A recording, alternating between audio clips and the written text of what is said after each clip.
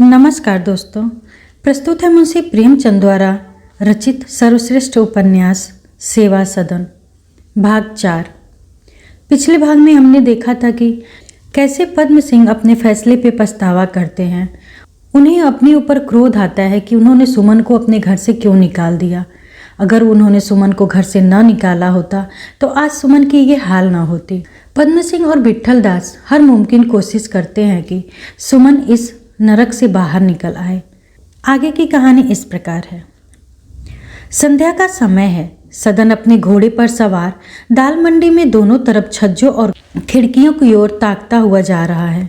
जब से सुमन वहां आई है, सदन उसके छज्जे के सामने किसी न किसी बहाने से जरा देर के लिए अवश्य ठहर जाता है। इस नव कुसुम ने उसकी प्रेम लालसा को ऐसा उत्तेजित कर दिया है कि अब उसे एक पल भी चैन नहीं पड़ता। उसके रूप लावण्य में एक प्रकार की मनोहारिणी सरलता है जो उसके हृदय को बलात् अपनी ओर खींचती है। वह इस सरल सौंदर्य मूर्ति को अपना प्रेम अर्पण करने का परम अभिलाषी है, लेकिन उसे इसका कोई सुअवसर नहीं मिलता। सुमन के यहाँ रसिकों का नित्य जमघट रहता है। सदन को यह भय होता है कि इनमें कोई चाचा की जान पहचान का मनुष्य न हो, इसलिए उसे ऊपर जाने का साहस नहीं होता। अपनी प्रबल आकांक्षा को हृदय में छिपाए वह नित्य इसी तरह निराश होकर लौट जाता है।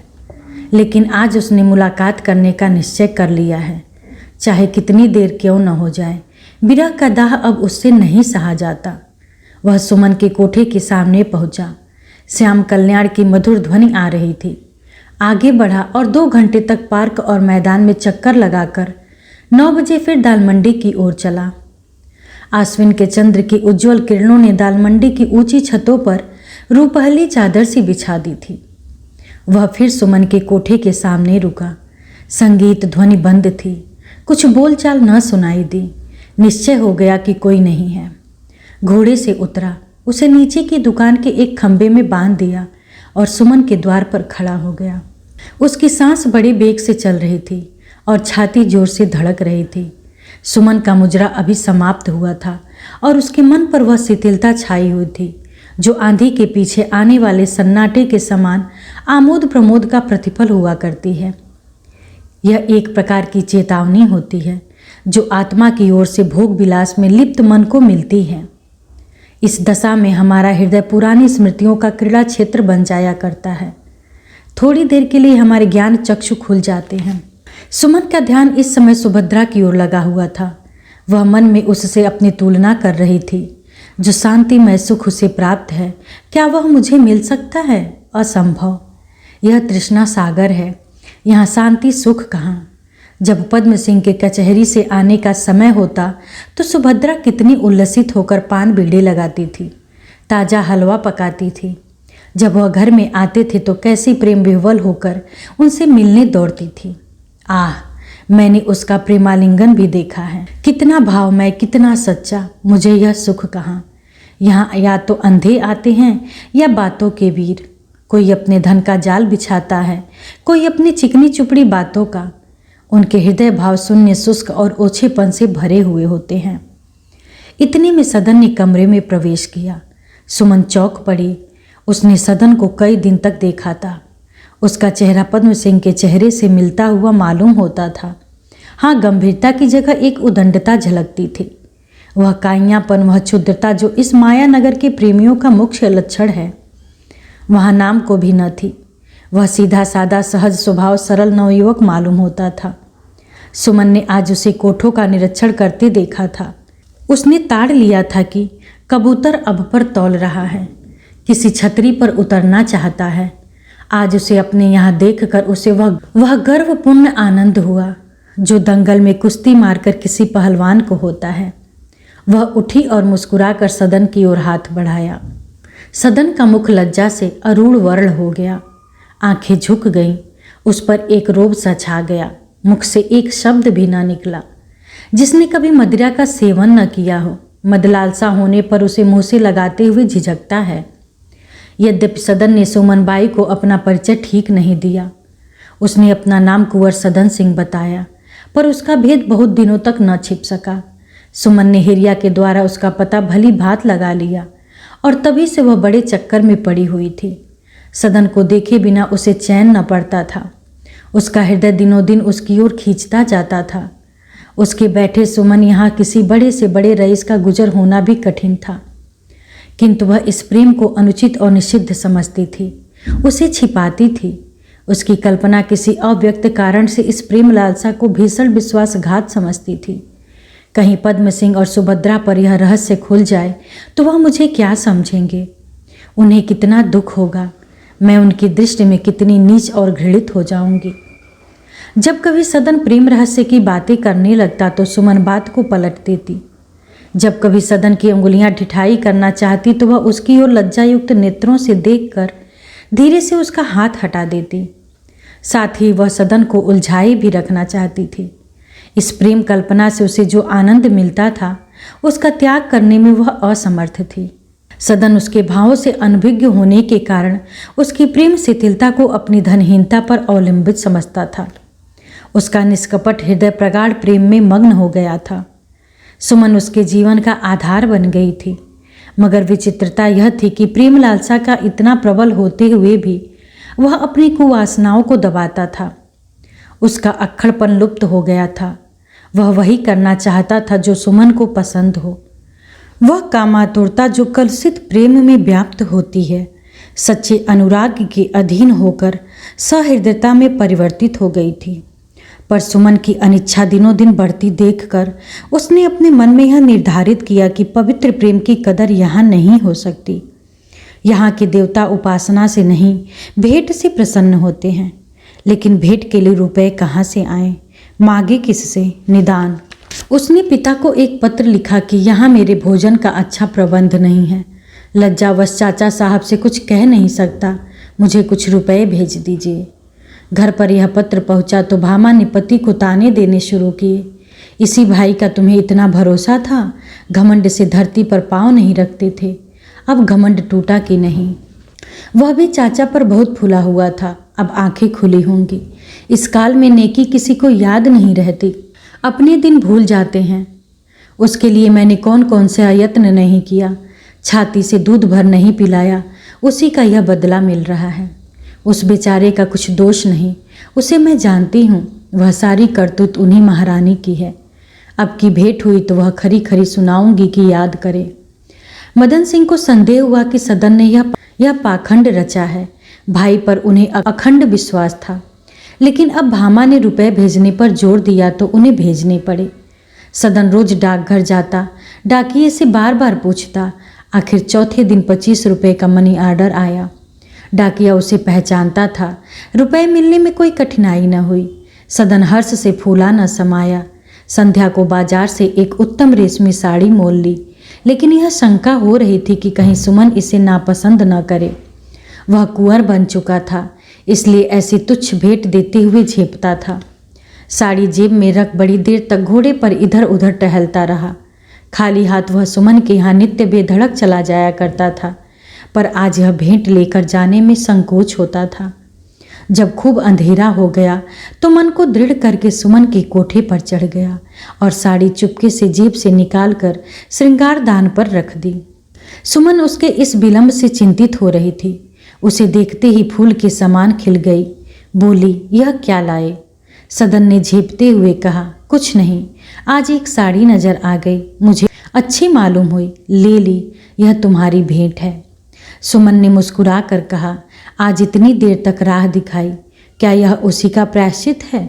यह कहकर उसने साड़ी को देखा। सदन की वास्तविक अवस्था के विचार से वह बहुमूल्य कही जा सकती थी। सुमन के मन में प्रश्न हुआ कि इतने रुपए इन्हें मिले कहाँ? घर से तो नहीं उठा लाए? शर्मा जी इतने रुपए क्यों देने लगे? या इन्होंने कोई बहाना करके ठगे होंगे या उठा लाए होंगे। उसने विचार किया कि साड़ी लौटा दूं, लेकिन इससे उसके दुखी हो जाने का भय था। इसके साथ ही साड़ी को रख लेने से उसके दुरुत्साह के बढ़ने की आशंका थी। निदान उसने निश्चय किया कि इसे अब की बार रख लूं, पर भविष्य के लिए चेतावनी दे दूं। बोली, इस अनुग्रह से कृतार्थ हुई, लेकिन आपसे मैं भेंट की भूखी नहीं। आपकी यही कृपा क्या कम है कि आप यहाँ तक आने का कष्ट करते हैं। मैं केवल आपकी कृपा दृष्टि चाहती हूँ। जब इस पारितोषिक से सदन का मनोरथ न पूरा हुआ और सुमन के बर्ताव में उसे कोई अंतर न दिखाई दिया तो उसे विश्वास हो गया कि मेरा उद्योग निष्फल हुआ। वह अपने मन में लज्जित हुआ कि मैं एक तुच्छ भेंट देकर उससे इतने बड़े फल की आशा रखता हूँ। जमीन से उचक कर आकाश से तारे तोड़ने की चेष्टा करता हूँ। अतः वह कोई मूल्यवान प्रेमोपहार देने की चिंता में लीन हो गया, मगर महीनों तक उसे इसका कोई अवसर न मिला। एक दिन वह नहाने बैठा तो साबुन न था। वह भीतर के स्नानालय में साबुन लेने गया। अंदर पैर रखते ही उसकी निगाह ताक पर पड़ी।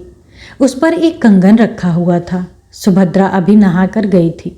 उसने कंगन उतार कर रख दिया था, लेकिन चलते समय उसकी सुध न रही। कचहरी का समय निकट था। वह रसोई में चली गई। कंगन वहीं धरा रह गया। सदन ने उसे देखते ही लपक कर उठा लिया। इस समय उसके मन में कोई बुरा भाव न था। उसने सोचा, चाची को खूब हैरान करके तब दूंगा, अच्छी दिल लगी रहेगी। कंगन को छिपाकर बाहर लाया और संदूक में रख दिया। सुभद्रा भोजन से निवृत्त होकर लेट रही। आलस्य आया। सोई तो तीसरे पहर को उठी। इसी बीच पंडित जी कचहरी से आ गए। उनसे बातचीत करने लगी। कंगन का ख्याल ही न रहा। सदन कई बार भीतर गया कि देखूं उसकी कोई चर्चा हो रही है या नहीं, लेकिन उसका कोई जिक्र न सुनाई दिया। संध्या समय जब वह सैर करने के लिए तैयार हुआ तो एक आकस्मिक विचार से प्रेरित होकर उसने वह कंगन जेब में रख लिया। उसने सोचा, क्यों न वह कंगन सुमन बाई को नजर करूं। यहाँ तो मुझसे कोई पूछेगा ही नहीं, और अगर पूछा भी गया तो कह दूंगा मैं नहीं जानता। चाची समझेंगी नौकरों में से कोई उठा ले गया होगा। इस तरह के कुविचारों ने उसका संकल्प दृढ़ कर दिया। उसका जी कहीं सैर करने में न लगा। वह उपहार देने के लिए व्याकुल हो रहा था। नियमित समय से कुछ पहले ही घोड़े को दाल मंडी की तरफ फेर दिया। यहाँ उसने एक छोटा मखमली बॉक्स लिया। उसमें कंगन को रखकर सुमन के यहाँ जा पहुँचा। वह इस बहुमूल्य वस्तु को इस प्रकार भेंट करना चाहता था मानो वह कोई अति सामान्य वस्तु दे रहा हो। आज वह बहुत देर तक बैठा रहा। संध्या का समय उसके लिए निकाल रखा था, किंतु आज प्रेमालाप में भी उसका जी न लगता था। उसे चिंता लगी हुई थी कि यह कंगन कैसे उसे भेंट करूं। जब बहुत देर हो गई तो वह चुपके से उठा, जेब से बॉक्स निकाला और उसके पलंग पर रखकर दरवाजे की तरफ चला। सुमन ने देख लिया। पूछा, इस बॉक्स में क्या है? सदन, कुछ नहीं, खाली बॉक्स है। सुमन, नहीं नहीं, ठहरिए, मैं देख लूं। यह कहकर उसने सदन का हाथ पकड़ लिया और संदूकची को खोल कर देखा। इस कंगन को उसने सुभद्रा के हाथ में देखा था। उसकी बनावट बहुत अच्छी थी। पहचान गई। हृदय पर बोझ सा आ पड़ा। उदास होकर बोली, मैंने आपसे कह दिया था कि मैं इन चीज़ों की भूखी नहीं हूँ। आप व्यर्थ लज्जित करते हैं। सदन ने लापरवाही से कहा, मानो वह कोई बड़ा राजा है। गरीब का पान फूल स्वीकार करना चाहिए। मेरे लिए सबसे अमूल्य वस्तु आपकी कृपा है, वही मेरे ऊपर बनी रहे। इस कंगन को आप मेरी तरफ से अपनी नई रानी साहिबा को दे दीजिएगा। मेरे हृदय में आपके प्रति पवित्र प्रेम है, वह इन इच्छाओं से रहित है। आपके व्यवहार से ऐसा मालूम होता है कि अभी आप मुझे बाजारू औरत ही समझे हुए हैं। आप ही एक ऐसे पुरुष हैं जिस पर मैंने अपना प्रेम, अपना सर्वस्व अर्पण कर दिया है, लेकिन आपने अभी तक उसका कुछ मूल्य न समझा। सदन की आंखें भर आई। उसने मन में सोचा, यथार्थ में मेरा ही दोष है। मैं उसके प्रेम जैसी अमूल्य वस्तु को इन तुच्छ उपहारों का इच्छुक समझता हूँ। मैं हथेली पर सरसों जमाने की चेष्टा में इस रमणी के साथ अनर्थ करता हूँ। आज इस नगर में ऐसा कौन है जो उसके एक प्रेम कटाक्ष पर अपना सर्वस्व न लुटा दे। बड़े बड़े मनुष्य आते हैं और वह किसी की ओर आंख उठाकर भी नहीं देखती, पर मैं ऐसा भावशून्य नीच हूँ कि इस प्रेम रत्न को कौड़ियों से मोल लेना चाहता हूँ। इन ग्लानिपूर्ण भावों से वह रो पड़ा। सुमन समझी कि मेरे वह वाक्य अखर गए। करुण स्वर से बोली, आप मुझसे नाराज हो गए क्या? सदन ने आंसू पीकर कहा, हाँ, नाराज तो हूँ। सुमन, क्यों नाराज हैं? सदन, इसलिए कि तुम मुझे बाड़ों से छेदती हो। तुम समझती हो कि मैं ऐसी तुच्छ वस्तुओं से प्रेम मोल लेना चाहता हूँ। सुमन, तो यह चीज़ें क्यों लाते हैं? सदन, मेरी इच्छा। सुमन, नहीं, अब से मुझे क्षमा कीजिएगा। सदन, खैर देखा जाएगा। सुमन, आपकी खातिर मैं इस तोहफे को रख लेती हूँ, लेकिन इसे थाती समझती रहूंगी। आप अभी स्वतंत्र नहीं हैं। जब आप अपनी रियासत के मालिक हो जाएं, तब मैं आपसे मनमाना कर वसूल करूंगी, लेकिन अभी नहीं। बाबू विट्ठलदास अधूरा काम न करते थे। पद्म सिंह की ओर से निराश होकर उन्हें यह चिंता होने लगी कि सुमन बाई के लिए 50 रुपये मासिक का चंदा कैसे करूं। उनकी स्थापित की हुई संस्थाएं चंदों से चल रही थी, लेकिन चंदों के वसूल होने में सदैव कठिनाइयों का सामना होता था। विधवा आश्रम की इमारत बनाने में हाथ लगाया, लेकिन 2 साल से उसकी दीवारें गिरती जाती थीं। उन पर छप्पर डालने के लिए रुपए हाथ न आते थे। फ्री लाइब्रेरी की पुस्तकें दीमकों का आहार बनती जाती थीं। अलमारियां बनाने के लिए द्रव्य का अभाव था, लेकिन इन बाधाओं के होते हुए भी चंदे के सिवा धन संग्रह का उन्हें और कोई उपाय न सूझा। सेठ बलभद्र दास शहर के प्रधान नेता, ऑनरेरी मजिस्ट्रेट और म्यूनिसिपल बोर्ड के चेयरमैन थे। पहले उनकी सेवा में उपस्थित हुए। सेठ जी अपने बंगले में आराम कुर्सी पर लेटे हुए हुक्का पी रहे थे। बहुत ही दुबले पतले गोरे चिट्टे आदमी थे, बड़े रसिक, बड़े शौकीन। वह प्रत्येक काम में बहुत सोच समझकर हाथ डालते थे। विट्ठलदास का प्रस्ताव सुनकर बोले, प्रस्ताव तो बहुत उत्तम है, लेकिन यह बताइए सुमन को आप कहाँ रखना चाहते हैं? विट्ठलदास, विधवा आश्रम में। बलभद्र, आश्रम सारे नगर में बदनाम हो जाएगा और संभव है कि अन्य विधवाएं भी छोड़ भागे। विट्ठलदास, तो अलग मकान लेकर रख दूंगा। बलभद्र, मोहल्ले के नवयुवकों में छुरी चल जाएगी। विट्ठलदास, तो फिर आप ही कोई उपाय बताइए। बलभद्र, मेरी सम्मत तो यह कि आप इस झगड़े में न पड़े। जिस स्त्री को लोक निंदा की लाज नहीं, उसे कोई शक्ति नहीं सुधार सकती। यह नियम है कि जब हमारा कोई अंग विकृत हो जाता है तो उसे काट डालते हैं, जिससे उसका विष समस्त शरीर को नष्ट न कर डाले। समाज में भी उसी नियम का पालन करना चाहिए। मैं देखता हूँ कि आप मुझसे सहमत नहीं हैं, लेकिन मेरा जो विचार था वह मैंने स्पष्ट कह दिया। आश्रम की प्रबंधकारिणी सभा का मेंबर मैं भी हूँ। मैं किसी तरह इस वेश्या को आश्रम में रखने की सलाह न दूंगा। विट्ठलदास ने रोष से कहा, सारांश यह है कि इस काम में आप मुझे कोई सहायता नहीं दे सकते। जब आप जैसे महापुरुषों का यह हाल है तो दूसरों से क्या आशा हो सकती है। मैंने आपका बहुत समय नष्ट किया, इसके लिए क्षमा कीजिएगा। यह कहकर विट्ठलदास उठ खड़े हुए और सेठ चिम्मनलाल की सेवा में पहुँचे। यह सांवले रंग के बेडौल मनुष्य थे। बहुत ही स्थूल, ढीले ढाले शरीर में हाड़ की जगह मांस और मांस की जगह वायु भरी हुई थी। उनके विचार भी शरीर के ही समान बेडौल थे। वह ऋषि धर्मसभा के सभापति, रामलीला कमेटी के चेयरमैन और रामलीला परिषद के प्रबंधकर्ता थे। राजनीति को विषभरा सांप समझते थे और समाचार पत्रों को सांप की बाम्बी। उच्च अधिकारियों से मिलने की धुन थी। अंग्रेजों के समाज में उनका विशेष मान था। वहाँ उनके सद्गुणों की बड़ी प्रशंसा होती थी। वह उदार न थे, न कृपण। इस विषय में चंदे की नामावली उनका मार्ग निश्चय किया करती थी। उनमें एक बड़ा गुण था जो उनकी दुर्बलताओं को छिपाए रखता था। यह उनकी विनोदशीलता थी। विट्ठलदास का प्रस्ताव सुनकर बोले, महाशय, आप भी बिल्कुल शुष्क मनुष्य हैं। आप में जरा भी रस नहीं है। मुद्दत के बाद तो दाल मंडी में एक चीज़ नजर आई, आप उसे भी गायब करने पर तुले हैं। कम से कम अब की रामलीला तो हो जाने दीजिए। राजगद्दी के दिन उसका जलसा होगा, धूम मच जाएगी। आखिर तुर्किनें आकर मंदिर को भ्रष्ट करती हैं। ब्राह्मणी रहे तो क्या बुरा है। खैर, यह तो दिल लगी हुई, क्षमा कीजिएगा। आपको धन्यवाद है कि ऐसे ऐसे शुभ कार्य आपके हाथों पूरे होते हैं। कहाँ है चंदे की फेहरिस्त?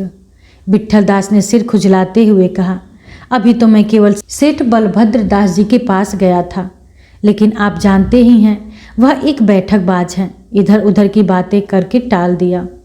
अगर बलभद्र दास ने एक लिखा होता तो यहाँ 2 में संदेह न था। 2 लिखते तो 4 निश्चित था।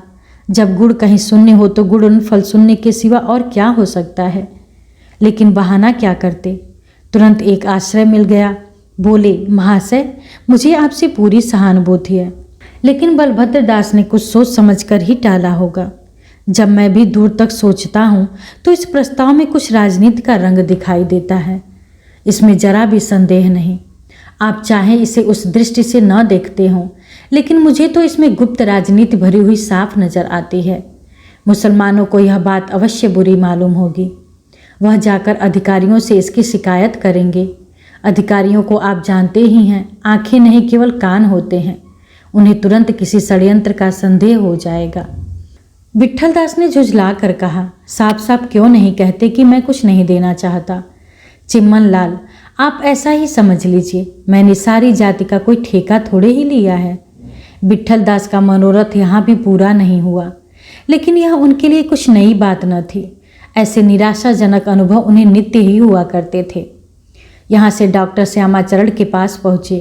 डॉक्टर महोदय बड़े समझदार और विद्वान पुरुष थे। शहर के प्रधान राजनीतिक नेता थे। उनकी वकालत खूब चमकी हुई थी। बहुत तौल तौल कर मुँह से शब्द निकालते थे। उनकी मौन गंभीरता विचारशीलता का द्योतक समझी जाती थी। शांति के भक्त थे, इसलिए उनके विरोध से न किसी को हानि थी, न उनके योग से किसी को लाभ।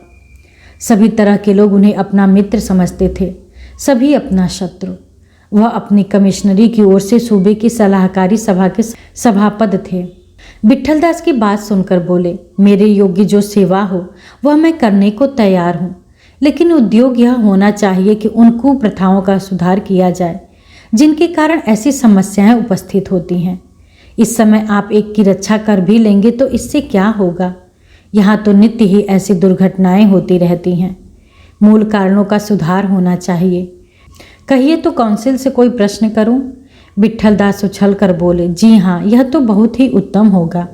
डॉक्टर साहब ने तुरंत प्रश्नों की एक माला तैयार की।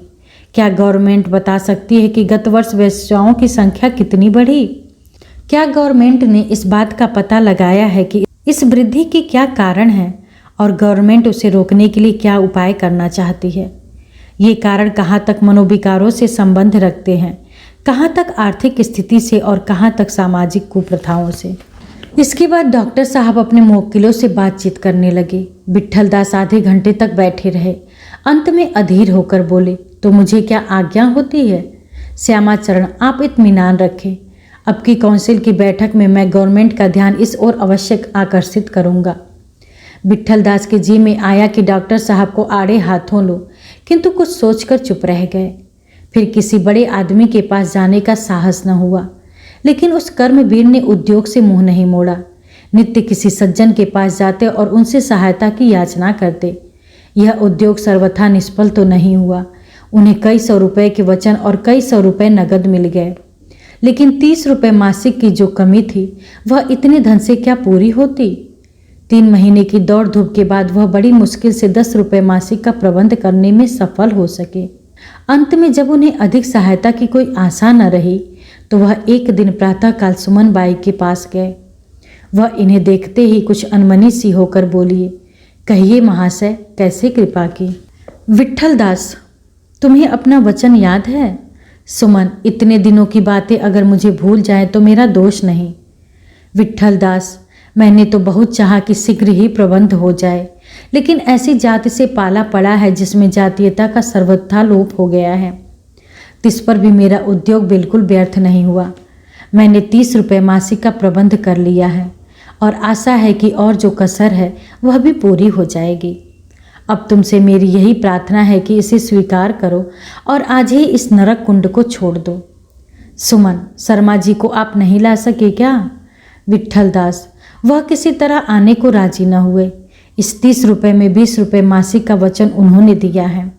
सुमन ने विस्मित होकर कहा, अच्छा, वह तो बड़े उदार निकले। सेठों से भी कुछ मदद मिली?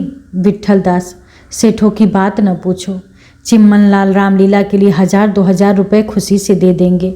बलभद्र दास से अफसरों की बधाई के लिए इसमें भी अधिक मिल सकता है, लेकिन इस विषय में उन्होंने कोरा जवाब दिया। सुमन इस समय सदन के प्रेम जाल में फंसी हुई थी। प्रेम का आनंद उसे कभी कहीं नहीं प्राप्त हुआ था। इस दुर्लभ रत्न को पाकर वह उसे हाथ से नहीं जाने देना चाहती थी। यद्यपि वह जानती थी कि इस प्रेम का परिणाम वियोग के सिवा और कुछ नहीं हो सकता, लेकिन उसका मन कहता था कि जब तक वह आनंद मिलता है तब तक उसे क्यों न भोगूं। आगे चलकर न जाने क्या होगा। जीवन की नाव न जाने किस किस भंवर में पड़ेगी, न जाने कहाँ कहाँ भटकेगी। भावी चिंताओं को वह अपने पास न आने देती थी, क्योंकि उधर भयंकर अंधकार के सिवा और कुछ नहीं सोचता था। अतएव जीवन के सुधार का उत्साह जिसके वशीभूत होकर उसने विट्ठल दास से वह प्रस्ताव किए थे छिड़ हो गया था। इस समय अगर विट्ठल दास 100 रुपये मासिक का लोभ दिखाते तो भी वह खुश न होती, किंतु एक बार जो बात खुद उठाई थी उससे फिरते हुए शर्म आती थी। बोली, मैं इसका जवाब आपको कल दूंगी, अभी कुछ सोच लेने दीजिए। विट्ठल दास, इसमें क्या सोचना समझना है? सुमन, कुछ नहीं, लेकिन कल ही पर रखिए। रात के 10 बज गए थे। शरद ऋतु की सुनहरी चांदनी छिटकी हुई थी। सुमन खिड़की से नील वर्ण आकाश की ओर ताक रही थी, जैसे चांदनी के प्रकाश में तारागढ़ की ज्योति मलिन पड़ गई थी। उसी प्रकार उसके हृदय में चंद्र रूपी सुविचार ने विचार रूपी तारागण को ज्योतिहीन कर दिया था। सुमन के सामने एक कठिन समस्या उपस्थित थी। विट्ठल दास को क्या उत्तर दूं? आज प्रातःकाल उसने कल जवाब देने का बहाना करके विट्ठल दास को टाला था, लेकिन दिन भर के सोच विचार ने उसके विचारों में कुछ संशोधन कर दिया था। सुमन को यद्यपि यहाँ भोग विलास के सभी सामान प्राप्त थे, लेकिन बहुधा उसे ऐसे मनुष्यों की आवभगत करनी पड़ती थी जिसकी सूरत से उसे घृणा होती थी, जिनकी बातों को सुनकर उसका जी मिचलाने लगता था। अभी उसके मन में उत्तम भावों का सर्वथा लोप नहीं हुआ था। वह उस अधोगति को नहीं पहुंची थी जहाँ दुर्व्यसन हृदय के समस्त भावों को नष्ट कर देता है। इसमें संदेह नहीं कि वह विलास की सामग्रियों पर जान देती थी, लेकिन इस सामग्रियों की प्राप्ति के लिए जिस बेहयाई की जरूरत थी वह उसके लिए असह्य था, और कभी कभी एकांत में वह अपनी वर्तमान दशा की पूर्वावस्था से तुलना करती थी। वहाँ यह टिमटाम न थी, किंतु वह अपने समाज में आदर की दृष्टि से देखी जाती थी। वह पड़ोसियों के सामने अपनी कुलीनता पर गर्व करती थी, धार्मिकता और भक्तिभाव का रोब जमाती थी। किसी के सम्मुख उसका सिर नीचा नहीं होता था, लेकिन यहाँ उसके सगर्व हृदय को पग पग पर लज्जा से मुँह छिपाना पड़ता था। उसे ज्ञात होता था कि मैं किसी कुलटा के सामने भी सिर उठाने योग्य नहीं हूँ। जो निरादर और अपमान उसे स्वयं सहने पड़ते थे, उनकी अपेक्षा यहाँ की प्रेम वार्ता और आंखों की सनकियाँ अधिक सुखजनक प्रतीत होती थीं। परंतु जब ये उसके भावपूर्ण हृदय पर कुठाराघात कर देती थी, तब उसका व्यथित हृदय पद्म सिंह पर दांत पीस कर रह जाता था। यदि उस निर्दय मनुष्य ने अपनी बदनामी के भय से मेरी अवहेलना न की होती तो मुझे इस पाप कुंड में कूदने का साहस न होता। अगर वह मुझे 4 दिन भी पड़ी रहने देते तो कदाचित मैं अपने घर लौट जाती, अथवा वह गजाधर ही मुझे मना ले जाते। फिर उसी प्रकार लड़ झगड़ कर जीवन के दिन कटने लगते। इसी कारण सुमन ने विट्ठल दास से पद्म सिंह को अपने साथ लेकर आने को शर्त रखी थी। आज जब विट्ठल दास से उसे ज्ञात हुआ कि शर्मा जी मुझे उबारने के लिए कितने उत्सुक हो रहे हैं और कितनी उदारता के साथ मेरी सहायता करने पर तैयार हैं, तो उनके प्रति घृणा के स्थान पर उनके मन में श्रद्धा उत्पन्न हुई। वह बड़े सज्जन पुरुष हैं। मैं खामखा अपने दुराचार का दोष उनके सिर रखती थी। उन्होंने मुझ पर दया की है। मैं जाकर उनके पैरों पर गिर पड़ूंगी और कहूंगी कि आपने इस अभागिन पर जो उपकार किया है उसका बदला आपको ईश्वर देंगे। वह कंगन भी लौटा दूं, जिससे उन्हें यह संतोष हो जाए कि जिस आत्मा की मैंने रक्षा की है वह सर्वथा उनकी अयोग्य नहीं है। बस वहाँ से आकर इस पाप के माया जाल से निकल भागूं। लेकिन सदन को कैसे भुलाऊंगी?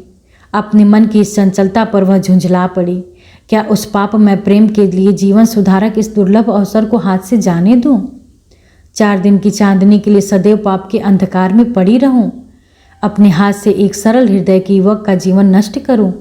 जिस सज्जन पुरुष ने मेरे साथ वह सद्व्यवहार किया है, उन्हीं के साथ यह छल, यह कपट? नहीं, मैं इस दूषित प्रेम को हृदय से निकाल दूंगी। सदन को भूल जाऊंगी। उससे कहूंगी, तुम भी मुझे इस माया जाल से निकलने दो। आह, मुझे कैसा धोखा हुआ।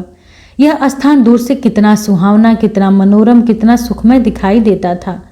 मैंने इसे फूलों का बाग समझा, लेकिन है क्या? एक भयंकर वन, मांसाहारी पशुओं और विषैले कीड़ों से भरा हुआ। यह नदी दूर से चांद की चादर से बिछी हुई कैसी भली मालूम होती थी, पर अंदर क्या है? बड़े बड़े विकराल जल जंतुओं का क्रीड़ा स्थल। सुमन इस प्रकार विचार सागर में मग्न थी। उसे यह उत्कंठा हो रही थी कि किसी तरह सवेरा हो जाए और विट्ठल दास आ जाए। किसी तरह यहाँ से निकल भागूं। आधी रात बीत गई और उसे नींद न आई। धीरे धीरे उसे शंका होने लगी कि कहीं सवेरे विट्ठल दास न आए तो क्या होगा। क्या मुझे फिर यहाँ प्रातःकाल से संध्या तक मिरासियों और धाड़ियों की चापलूसियाँ सुननी पड़ेंगी? फिर पाप रजोलिप्त पुतलियों का आदर सम्मान करना पड़ेगा। सुमन को यहाँ रहते हुए अभी 6 मास भी नहीं पूरे हुए थे, लेकिन इतने दिनों में उसे यहाँ का पूरा अनुभव हो गया था। उसके यहाँ सारे दिन मिरासियों का जमघट रहता था। वह अपने दुराचार, छल और क्षुद्रता की कथाएं बड़े गर्व से कहते। उनमें कोई चतुर गृहकर था, कोई धूर्त ताश खेलने वाला, कोई टपके की विद्या में निपुण, कोई दीवार फांदने के फन का उस्ताद, और सब के सब अपने दुस्साहस और दुर्बलता पर फूले हुए। पड़ोस की रमणियां भी नित्य वहां आती थीं, रंगी बनी ठनी दीपक के समान जगमगाती हुई। किंतु यह स्वर्ण पात्र थे, हलाहल से भरे हुए पात्र। उनमें कितना छिछोरापन था, कितना छल, कितनी कुवासना। वह अपनी निर्लज्जता और कुकर्मों के वृतांत कितने मजे ले लेकर कहती हैं। उनमें लज्जा का अंश भी न रहा था। सदैव ठगने की, छलने की धुन, मन सदैव पाप तृष्णा में लिप्त। शहर में जो लोग सच्चरित्र थे उन्हें यहाँ खूब गालियाँ दी जाती थी, उनकी खूब हंसी उड़ाई जाती थी, बुद्धू, गौखा आदि की पदवियाँ दी जाती थीं। दिन भर सारे शहर की चोरी और डाके, हत्या और व्यभिचार, गर्भपात और विश्वासघात की घटनाओं की चर्चा रहती। यहाँ का आदर और प्रेम अब अपने यथार्थ रूप में दिखाई देता था। वह प्रेम नहीं था, आदर नहीं था, केवल काम लिप्सा थी। अब तक सुमन धैर्य के साथ यह सारी विपत्तियां झेलती थी। उसने समझ लिया था कि जब इसी नरक कुंड में जीवन व्यतीत करना है तो इन बातों से कहाँ तक भागूं। नरक में पड़कर नारकीय धर्म का पालन करना अनिवार्य था। पहली बार विट्ठल दास जब उसके पास आए थे तो उसके मन में उनकी उपेक्षा की थी। उस समय तक उसे यहाँ के रंग ढंग का ज्ञान न था, लेकिन आज अपने मुक्ति का द्वार सामने खुला देखकर इस कारागार में उसे क्षण भर भी ठहरना असह्य हो रहा था। जिस तरह अवसर पाकर मनुष्य की पाप चेष्टा जागृत हो जाती है, उसी प्रकार अवसर पाकर उसकी धर्म चेष्टा भी जागृत हो जाती है। रात के 3 बजे थे। सुमन अभी तक करवटें बदल रही थी। उसका मन बलात् सदन की ओर खींचता था। ज्यों-ज्यों प्रभात निकट आता था उसकी व्यग्रता बढ़ती जाती थी। वह अपने मन को समझा रही थी, तू इस प्रेम पर फूला हुआ है। क्या तुझे मालूम नहीं कि इसका आधार केवल रंग रूप है? यह प्रेम नहीं है, प्रेम की लालसा है। यहाँ कोई सच्चा प्रेम करने नहीं आता, जिस भांति मंदिर में कोई सच्ची उपासना करने नहीं आता, उसी प्रकार इस मंडी में कोई प्रेम का सौदा करने नहीं आता। सब लोग केवल मन बहलाने के लिए आते हैं। इस प्रेम के भ्रम में मत पड़। अरुणोदय के समय सुमन को नींद आ गई। शाम हो गई। सुमन ने दिन भर विट्ठल दास की राह देखी, लेकिन वह अब तक नहीं आए। सुमन के मन में जो नाना प्रकार की शंकाएं उठ रही थीं, वह पुष्ट हो गईं। विट्ठल दास अब नहीं आएंगे। अवश्य कोई विघ्न पड़ा, या तो वे किसी दूसरे काम में फंस गए, या जिन लोगों ने सहायता का वचन दिया था पलट गए। मगर कुछ भी हो, एक बार विट्ठल दास को यहाँ आना चाहिए था। मुझे मालूम तो हो जाता कि क्या निश्चय हुआ। अगर कोई मेरी सहायता नहीं करता न करे, मैं अपनी मदद आप कर लूँगी। केवल एक सज्जन पुरुष की आड़ चाहिए। क्या विट्ठल दास से इतना भी नहीं होगा? चलूँ उनसे मिलूँ और कह दूँ कि मुझे आर्थिक सहायता की इच्छा नहीं है।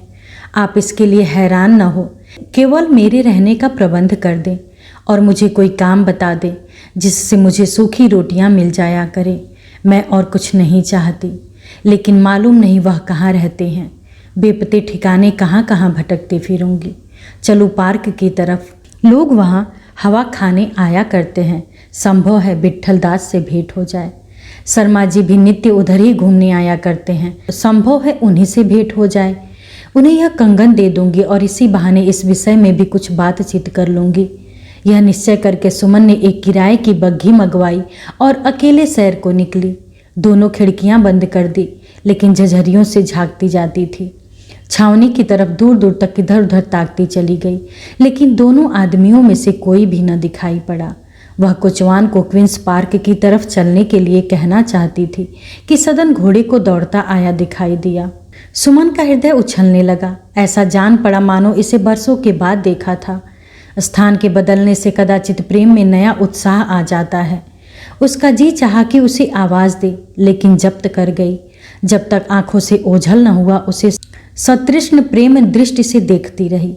सदन के सर्वांगपूर्ण सौंदर्य पर वह कभी इतनी मुग्ध न हुई थी। बग्घी क्वींस पार्क की ओर चली। यह पार्क शहर से दूर था। बहुत कम लोग इधर आते थे, लेकिन पद्म सिंह का एकांत प्रेम उन्हें यहाँ खींच लाता था। यहाँ विस्तृत मैदान में एक तकिएदार बेंच पर बैठे हुए वह घंटों विचारों में मग्न रहते। ज्यों ही बग्गी फाटक के भीतर आई, सुमन को शर्मा जी मैदान में अकेले बैठे दिखाई दिए। सुमन का हृदय दीप शिखा की भांति थरथराने लगा। भय की इस दशा का ज्ञान पहले होता तो वह यहाँ तक न आ सकती, लेकिन इतनी दूर आकर और शर्मा जी को सामने बैठे देखकर निष्काम लौट जाना मूर्खता थी। उसने जरा दूर बग्घी रोक दी और गाड़ी से उतरकर शर्मा जी की ओर चली, उसी प्रकार जैसे शब्द वायु के प्रतिकूल चलता है। शर्मा जी कुतूहल से बग्घी देख रहे थे। उन्होंने सुमन को पहचाना नहीं। आश्चर्य हो रहा था कि यह कौन महिला इधर चली आती है। विचार किया कि कोई ईसाई लेडी होगी, लेकिन जब सुमन समीप आ गई तो उन्होंने उसे पहचाना।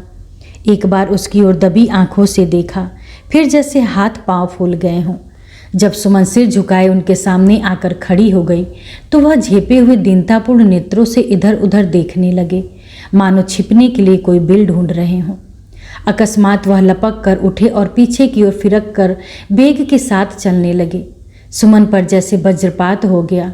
वह क्या आशा मन में लेकर आई थी और क्या आंखों से देख रही है। प्रभु, यह मुझे इतना नीच और अधम समझते हैं कि मेरी परछाई से भी भागते हैं। वह श्रद्धा जो सुमन के हृदय में शर्मा जी के प्रति उत्पन्न हो गई थी, क्षण मात्र में लुप्त हो गई। बोली, मैं आप ही से कुछ कहने आई हूँ, जरा ठहरिए, मुझ पर इतनी कृपा कीजिए। शर्मा जी ने और भी कदम बढ़ाया, जैसे कोई भूत से भागे। सुमन से यह अपमान न सहा गया। तीव्र स्वर से बोली, मैं आपसे कुछ मांगने नहीं आई हूँ कि आप इतना डर रहे हैं। मैं आपको केवल कंगन देने आई हूँ, यह लीजिए, अब मैं आप ही चली जाती हूँ। यह कहकर उसने कंगन निकालकर शर्मा जी की तरफ फेंका। शर्मा जी ठिठक गए। जमीन पर पड़े हुए कंगन को देखा। यह सुभद्रा का कंगन था। सुमन बग्घी की तरफ कई कदम जा चुकी थी। शर्मा जी उसके निकट आकर बोले, तुम्हें यह कंगन कहाँ मिला? सुमन, मैं आपकी ओर से मुंह फेर कर चली जाऊं तो आपको बुरा न मानना चाहिए। पद्म सिंह, सुमन बाई, मुझे लज्जित न करो, मैं तुम्हारे सामने मुंह दिखाने योग्य नहीं हूँ। सुमन, क्यों? पद्म सिंह, मुझे बार बार यह वेदना होती है कि अगर उस अवसर पर मैंने तुम्हें घर से जाने के लिए न कहा होता तो यह नौबत न आती। सुमन, तो इसके लिए आपको लज्जित होने की क्या आवश्यकता है? अपने घर से निकालकर आपने मुझ पर बड़ी कृपा की, मेरा जीवन सुधर गया। शर्मा जी इस ताने से तिलमिला उठे और बोले, अगर यह कृपा है तो जगधर पांडे और विट्ठल दास की है। मैं ऐसी कृपा का श्रेय नहीं चाहता। सुमन, आप नेकी कर और दरिया में डाल वाली कहावत पर चले, पर मैं तो मन में आपका एहसान मानती हूँ। शर्मा जी, मेरा मुंह न खुलवाइए, मन की बात मन में ही रहने दीजिए। लेकिन आप जैसे सहृदय मनुष्य से मुझे ऐसी निर्दयता की आशा न थी। आप चाहे समझते हो कि आदर और सम्मान की भूख बड़े आदमियों की होती हो, बल्कि दीन दशा वाले प्राणियों को इसकी भूख और भी अधिक होती है, क्योंकि उनके पास इसे प्राप्त करने का कोई साधन नहीं होता। वे इसके लिए चोरी, छल, कपट सब कुछ कर बैठते हैं। आदर में वह संतोष है जो धन और भोग विलास में भी नहीं है। मेरे मन में नित्य यही चिंता रहती थी कि यह आदर कैसे मिले। इसका उत्तर मुझे कितनी ही बार मिला, लेकिन आपके होली वाले जलसे के दिन जो उत्तर मिला उसने भ्रम दूर कर दिया, मुझे आदर और सम्मान का मार्ग दिखा दिया। यदि मैं उस जलसे में न आती तो आज मैं अपने झोपड़े में संतुष्ट होती। आपको मैं बहुत सच्चरित्र पुरुष समझती थी, इसलिए आपकी रसिकता का मुझ पर और भी प्रभाव पड़ा। भोली बाई आपके सामने गर्व से बैठी हुई थी। आप उसके सामने आदर और भक्ति की मूर्ति बने हुए थे। आपके मित्र वृंद उसके इशारे पर कठपुतली की भांति नाचते थे। एक सरल हृदय आदर की अभिलाषणी स्त्री पर इस दृश्य का जो फल हो सकता था वही मुझ पर हुआ। पर अब उन बातों का जिक्र ही क्या, जो हुआ वह हुआ। आपको क्यों दोष दूं? यह सब मेरा अपराध था। मैं सुमन और कुछ कहना चाहती थी, लेकिन शर्मा जी ने बात काट दी और पूछा, सुमन, ये बातें तुम मुझे लज्जित करने के लिए कह रही हो या सच्ची है? सुमन, कह तो आपको लज्जित करने के लिए रही हूँ, लेकिन बातें सच्ची हैं। इन बातों को बहुत दिन हुए मैंने भुला दिया था। इस समय आपने मेरी परछाई से भी दूर रहने की चेष्टा करके वे सब बातें याद दिला दी, लेकिन अब मुझे स्वयं पछतावा हो रहा है, मुझे क्षमा कीजिए। शर्मा जी ने सिर उठाया, फिर विचार में डूब गए। सुमन उन्हें धन्यवाद देने आई थी, लेकिन बातों का क्रम कुछ ऐसा बिगड़ा कि उसे इसका अवसर ही न मिला और अब इतनी अप्रिय बातों के बाद उसे अनुग्रह और कृपा की चर्चा असंगत जान पड़ी। वह अपनी बग्घी की ओर चली। एकाएक शर्मा जी ने पूछा, और कंगन? सुमन, यह मुझे कल सर्राफे में दिखाई दिया। मैंने बहू जी के हाथों में इसे देखा था, पहचान गई, तुरंत वहाँ से उठा लाई। शर्मा जी, कितना देना पड़ा? सुमन, कुछ नहीं, उल्टे सर्राफ पर और धौस जमाई। शर्मा जी, सर्राफ का नाम बता सकती हो? सुमन, नहीं, वचन दे आई हूँ। यह कहकर सुमन चली गई। शर्मा जी कुछ देर तक तो बैठे रहे, फिर बेंच पर लेट गए। सुमन का एक एक शब्द उनके कानों में गूंज रहा था। वह ऐसे चिंतामग्न हो रहे थे कि कोई उनके सामने आकर खड़ा हो जाता तो भी उन्हें खबर न होती। उनके विचारों ने उन्हें स्तंभित कर दिया था। ऐसा मालूम होता था मानो उनके मर्म स्थान पर कड़ी चोट लग गई हो। शरीर में एक शिथिलता सी प्रतीत होती थी। वह एक भावुक मनुष्य थे। सुभद्रा अगर कभी हंसी में भी कोई चुभती हुई बात कह देती तो कई दिनों तक वह उनके हृदय को मथती रहती थी। उन्हें अपने व्यवहार पर, आचार विचार पर, अपने कर्तव्य पालन पर जो अभिमान था, आज वह अभिमान चूर चूर हो गया। जिस अपराध को उन्होंने पहले गजाधर और विट्ठल दास के सिर मढ़कर अपने को संतुष्ट किया था, वही आज 100 गुने बोझ के साथ उनके सिर पर लद गया। सिर हिलाने की भी जगह न थी। वह इस अपराध से दबे जाते थे। विचार तीव्र होकर मूर्तिमान हो जाता है। कहीं बहुत दूर से उनके कान में आवाज आई, वह जलसा न होता तो आज मैं अपने झोपड़े में मग्न होती। इतने में हवा चली, पत्तियां हिलने लगी, मानो वृक्ष अपने काले भयंकर सिरों को हिला हिला कर कहते थे, सुमन की यह दुर्गति तुमने की है। शर्मा जी घबरा कर उठे। देर हो गई थी। सामने गिरजाघर का ऊंचा शिखर था, उसमें घंटा बज रहा था। घंटे की सुरीली ध्वनि कह रही थी, सुमन की यह दुर्गति तुमने की। शर्मा जी ने बलपूर्वक विचारों को समेटकर आगे कदम बढ़ाया। आकाश पर दृष्टि पड़ी। काले पटल पर उज्जवल दिव्य अक्षरों में लिखा हुआ था, सुमन की यह दुर्गति तुमने की है। जैसे किसी चटियल मैदान में सामने से उमड़ी हुई काली घटाओं को देखकर मुसाफिर दूर की अकेले वृक्ष की ओर सवेग चलता है, उसी प्रकार शर्मा जी लंबे लंबे पग धरते हुए उस पार्क से आबादी की तरफ चले। किंतु विचार चित्र को कहाँ छोड़ते। सुमन उनके पीछे पीछे आती थी। कभी सामने आकर रास्ता रोक लेती और कहती, मेरी यह दुर्गति तुमने की है। कभी इस तरफ से कभी उस तरफ से निकल आती और यही शब्द दोहराती। शर्मा जी ने बड़ी कठिनाई से उतना रास्ता तय किया। घर आए और कमरे में मुंह ढाँप कर पड़े रहे। सुभद्रा ने भोजन करने के लिए आग्रह किया तो उसे सिरदर्द का बहाना करके टाला। सारी रात सुमन उनके हृदय में बैठी रही, कोसती रही, तुम विद्वान बनते हो, तुमको अपने बुद्धि विवेक पर घमंड है, लेकिन तुम फूस के झोपड़ों के पास बारूद की हवाई फुलझड़ियाँ छोड़ते हो। अगर तुम अपना धन फूकने की इच्छा रखते हो तो जाकर मैदान में फूको। गरीब दुखिया का घर क्यों जलाते हो। प्रातःकाल शर्मा जी विट्ठल दास के घर जा पहुँचे। सुभद्रा को संध्या के समय कंगन की याद आई। लपकी हुई स्नान घर में गई। उसे खूब याद था कि उसने यही ताक पर रख दिया था, लेकिन उसका वहाँ पता न था। इस पर वह घबराई। अपने कमरे में प्रत्येक ताक और अलमारी को देखा। रसोई के कमरे में चारों ओर ढूंढा। सुभद्रा की घबराहट और भी बढ़ी। फिर तो उसने एक एक संदूक, एक एक कोना छान मारा, मानो कोई सुई ढूंढ रही हो, लेकिन कुछ पता न चला। मेहरी से पूछा तो उसने बेटे की कसम खाकर, मैं बिल्कुल नहीं जानती मालकिन।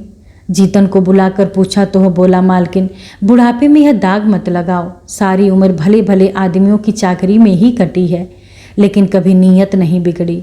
अब किससे पूछे। जी न माना। फिर संदूक, कपड़ों की गठरियाँ खोल खोल कर देखी। आटे दाल की हांडियाँ भी न छोड़ी। पानी के मटके में हाथ डाल डाल कर टटोला। अंत में निराश होकर चारपाई पर लेट गई। उसने सदन को स्नान गृह में जाते देखा था। शंका हुई कि उसी ने हंसी में छिपा कर रखा हो, लेकिन उससे पूछने की हिम्मत न पड़ी। सोचा शर्मा जी घूम कर खाना खाने आए तो उनसे कहूँगी। जो ही शर्मा जी घर आए, सुभद्रा ने उनसे रिपोर्ट की। शर्मा जी ने कहा, अच्छी तरह देखो, घर ही में होगा, ले कौन जाएगा। सुभद्रा घर की एक एक अंगुल जमीन छान डाली। शर्मा जी, नौकरों से पूछो। सुभद्रा सबसे पूछा, दोनों कसम खाते हैं। मुझे खुद याद है कि मैंने उसे नहाने के कमरे में ताक पर रख दिया था। शर्मा जी, तो क्या उसके पर लगे थे जो आप ही आप उड़ गया। सुभद्रा, नौकरों पर तो मेरा संदेह नहीं है। शर्मा जी, तो दूसरा कौन ले जाएगा? सुभद्रा, कहो तो सदन से पूछूं? मैंने उसे कमरे में जाते देखा था, शायद दिल लगी के लिए छिपा रखा हो। शर्मा जी, तुम्हारी भी क्या समझ है, उसने छिपाया होता तो कह न देता। सुभद्रा, तो पूछने में हर्ज ही क्या है, सोचता हूँ कि खूब हैरान करके बताऊंगा।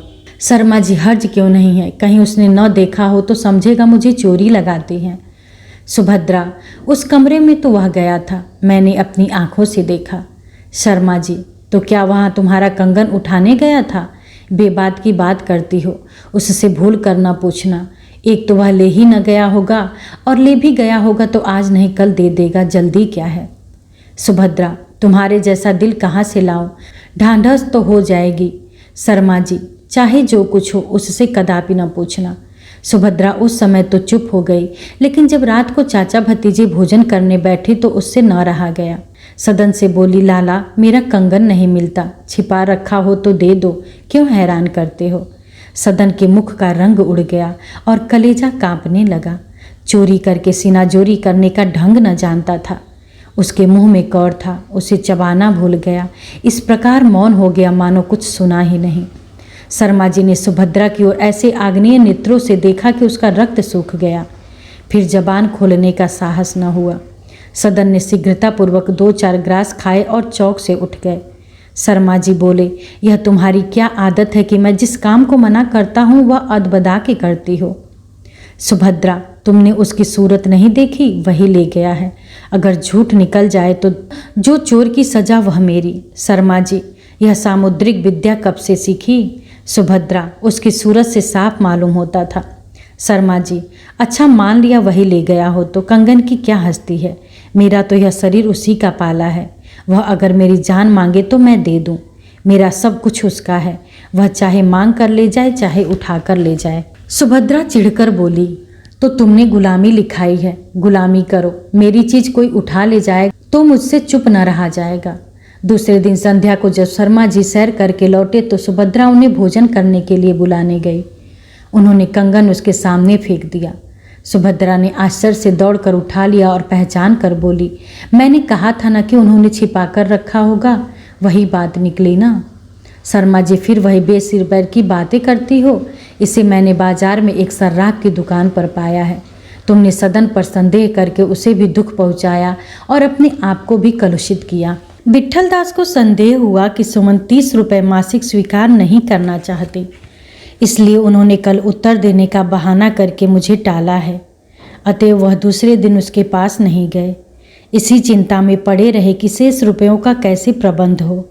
कभी सोचते दूसरे शहर में डेपुटेशन ले जाऊं, कभी कोई नाटक खेलने का विचार करते। अगर उनका वश चलता तो इस शहर के सारे बड़े बड़े धनाढ्य पुरुषों को जहाज में भरकर काले पानी भेज देते। शहर में एक कुंवर अनिरुद्ध सिंह सज्जन उदार पुरुष रहते थे, लेकिन विट्ठल दास उनके द्वार तक जाकर केवल इसलिए लौट आए कि उन्हें वहाँ तबले की धमक सुनाई दी। उन्होंने मन में सोचा, जो मनुष्य राग रंग में इतना लिप्त है वह इस काम में मेरी क्या सहायता करेगा। इस समय उनकी सहायता करना उनकी दृष्टि में सबसे बड़ा पुण्य और उनकी उपेक्षा करना सबसे बड़ा पाप था। वह इसी संकल्प विकल्प में पड़े हुए थे कि सुमन के पास चलूं। इतने में पंडित पद्म सिंह आते हुए दिखाई दिए। आंखें चढ़ी हुई, लाल और बदन मलिन था। ज्ञात होता था कि सारी रात जागे हैं। चिंता और ग्लानि के मूर्ति बने हुए थे। 3 महीने से विट्ठल दास उनके पास नहीं गए थे। उनकी ओर से हृदय फट गया था, लेकिन शर्मा जी की यह दशा देखते ही पिघल गए और प्रेम से हाथ मिलाकर बोले, भाई साहब, उदास दिखाई देते हो, कुशल तो है? शर्मा जी, जी हाँ, सब कुशल ही है। इधर महीनों से आपसे भेंट नहीं हुई, मिलने को जी चाहता था। सुमन के विषय में क्या निश्चय किया? विट्ठल दास, उसी चिंता में 2-3 रात पड़ा रहता हूँ। इतना बड़ा शहर है पर 30 रुपये मासिक का प्रबंध नहीं हो सकता। मुझे ऐसा अनुमान होता है कि मुझे मांगना नहीं आता। कदाचित किसी के हृदय को आकर्षित करने की सामर्थ्य नहीं है। मैं दूसरों को दोष देता हूँ, पर वास्तव में दोष मेरा ही है। अभी तक केवल 10 रुपये का प्रबंध हो सका है। जितने रईस हैं सब के सब पाषाण हृदय। अजी रईसों की बात तो न्यारी रही। मिस्टर प्रभाकर राव ने भी कोरा जवाब दिया। उनके लेखों को पढ़ो तो मालूम होता है कि देश अनुराग और दया के सागर हैं। होली के जलसे के बाद महीनों तक आप पर विष की वर्षा करते रहे, लेकिन कल जो उनकी सेवा में गया तो बोले, क्या जाति का सबसे बड़ा ऋणी मैं ही हूँ? मेरे पास लेखनी है, उससे जाति की सेवा करता हूँ। जिसके पास धन हो वह धन से सेवा करे। उसकी बातें सुनकर चकित रह गया। मकान बनवा रहे हैं, कोयले की कंपनी में हिस्से खरीदे हैं, लेकिन इस जातीय काम से साफ निकल गए। अजी और लोग जरा सकुचाते तो हैं, उन्होंने तो उल्टे मुझे को आड़े हाथों लिया। शर्मा जी, आपको निश्चय है कि सुमन बाई 50 रुपये पर विधवा आश्रम में चली जाएगी? विट्ठल दास, हाँ मुझे निश्चय है। यह दूसरी बात है कि आश्रम कमेटी उसे लेना पसंद न करे, तब कोई और प्रबंध करूँगा। शर्मा जी, अच्छा तो लीजिए, आपकी चिंताओं का अंत किए देता हूँ। मैं 50 रुपये मासिक देने को तैयार हूँ और ईश्वर ने चाहा तो आजन्म देता रहूँगा। विट्ठल दास ने विस्मय से शर्मा जी की तरफ देखा और कृतज्ञतापूर्वक उनके गले लिपट कर बोले, भाई साहब तुम धन्य हो। इस समय तुमने वह काम किया है कि जी चाहता है तुम्हारे पैरों पर गिरकर रोऊं। तुमने हिंदू जाति की लाज रख ली और सारे लखपतियों के मुंह में कालिख लगा दी, लेकिन इतना भारी बोझ कैसे संभालोगे?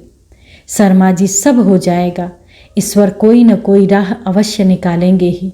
विट्ठल दास, आजकल आमदनी अच्छी हो रही है क्या? शर्मा जी, आमदनी नहीं पत्थर हो रही है। घोड़ा गाड़ी बेच दूंगा, 30 रुपये की बचत यूं ही हो जाएगी। बिजली का खर्च तोड़ लूँगा, 10 रुपये यूं ही निकल आएंगे। 10 रुपये और इधर उधर से खींच खांच कर निकाल लूँगा। विट्ठल दास, तुम्हारे ऊपर अकेले इतना बोझ डालते हुए मुझे कष्ट हो रहा है, पर क्या करूं, शहर के बड़े आदमियों से हारा हुआ हूं। गाड़ी बेच दोगे तो कचहरी कैसे जाओगे? रोज किराए की गाड़ी करनी पड़ेगी। शर्मा जी, जी नहीं, किराए की जरूरत न पड़ेगी। मेरे भतीजे ने एक सब्जा घोड़ा ले रखा है, उसी पर बैठकर चला जाया करूँगा। विट्ठल दास, अरे वही तो नहीं है जो कभी कभी शाम को चौक में घूमने निकला करता है? शर्मा जी, संभव है वही हो। विट्ठल दास, सूरत आपसे बहुत मिलती है। धारीदार सर्ज का कोट पहनता है, खूब हृष्ट पुष्ट है, गोरा रंग, बड़ी बड़ी आंखें, कसरती जवान है। शर्मा जी, जी हाँ, हुलिया तो आप ठीक बताते हैं, वही है। विट्ठल दास, आप उसे बाजार में घूमने से रोकते क्यों नहीं? शर्मा जी, मुझे क्या मालूम कहाँ घूमने जाता है। संभव है कभी कभी बाजार की तरफ चला जाता हो, लेकिन लड़का सच्चरित्र है, इसलिए मैंने कभी चिंता नहीं की। विट्ठल दास, यह आपसे बड़ी भूल हुई। पहले वह चाहे जितना सच्चरित्र रहा हो, लेकिन आजकल उसके रंग अच्छे नहीं हैं। मैंने उसे एक बार नहीं कई बार वहाँ देखा है जहाँ न देखना चाहिए था। सुमन बाई की प्रेम चाल में पड़ा हुआ मालूम होता है। शर्मा जी के होश उड़ गए। बोले, यह तो आपने बुरी खबर सुनाई। वह मेरे कुल का दीपक है, अगर वह कुपथ पर चला तो मेरी जान ही पर बन जाएगी। मैं शर्म के मारे भाई साहब को मुंह न दिखा सकूंगा। यह कहते कहते शर्मा जी की आंखें सजल हो गईं। फिर बोले, महाशय उसे किसी तरह समझाइए। भाई साहब के कानों में इस बात की भनक भी गई तो वह मेरा मुंह न देखेंगे। विट्ठल दास, जी नहीं, उसे सीधे मार्ग पर लाने के लिए उद्योग किया जाएगा। मुझे आज तक मालूम ही न था कि वह आपका भतीजा है। मैं आज ही इस काम पर उतारू हो जाऊंगा और सुमन कल तक वहाँ से चली आई तो वह आप ही संभल जाएगा। शर्मा जी, सुमन के चले जाने से बाजार थोड़े ही खाली हो जाएगा, किसी दूसरे के पंजे में फंस जाएगा। क्या करूं, उसे घर भेज दूं?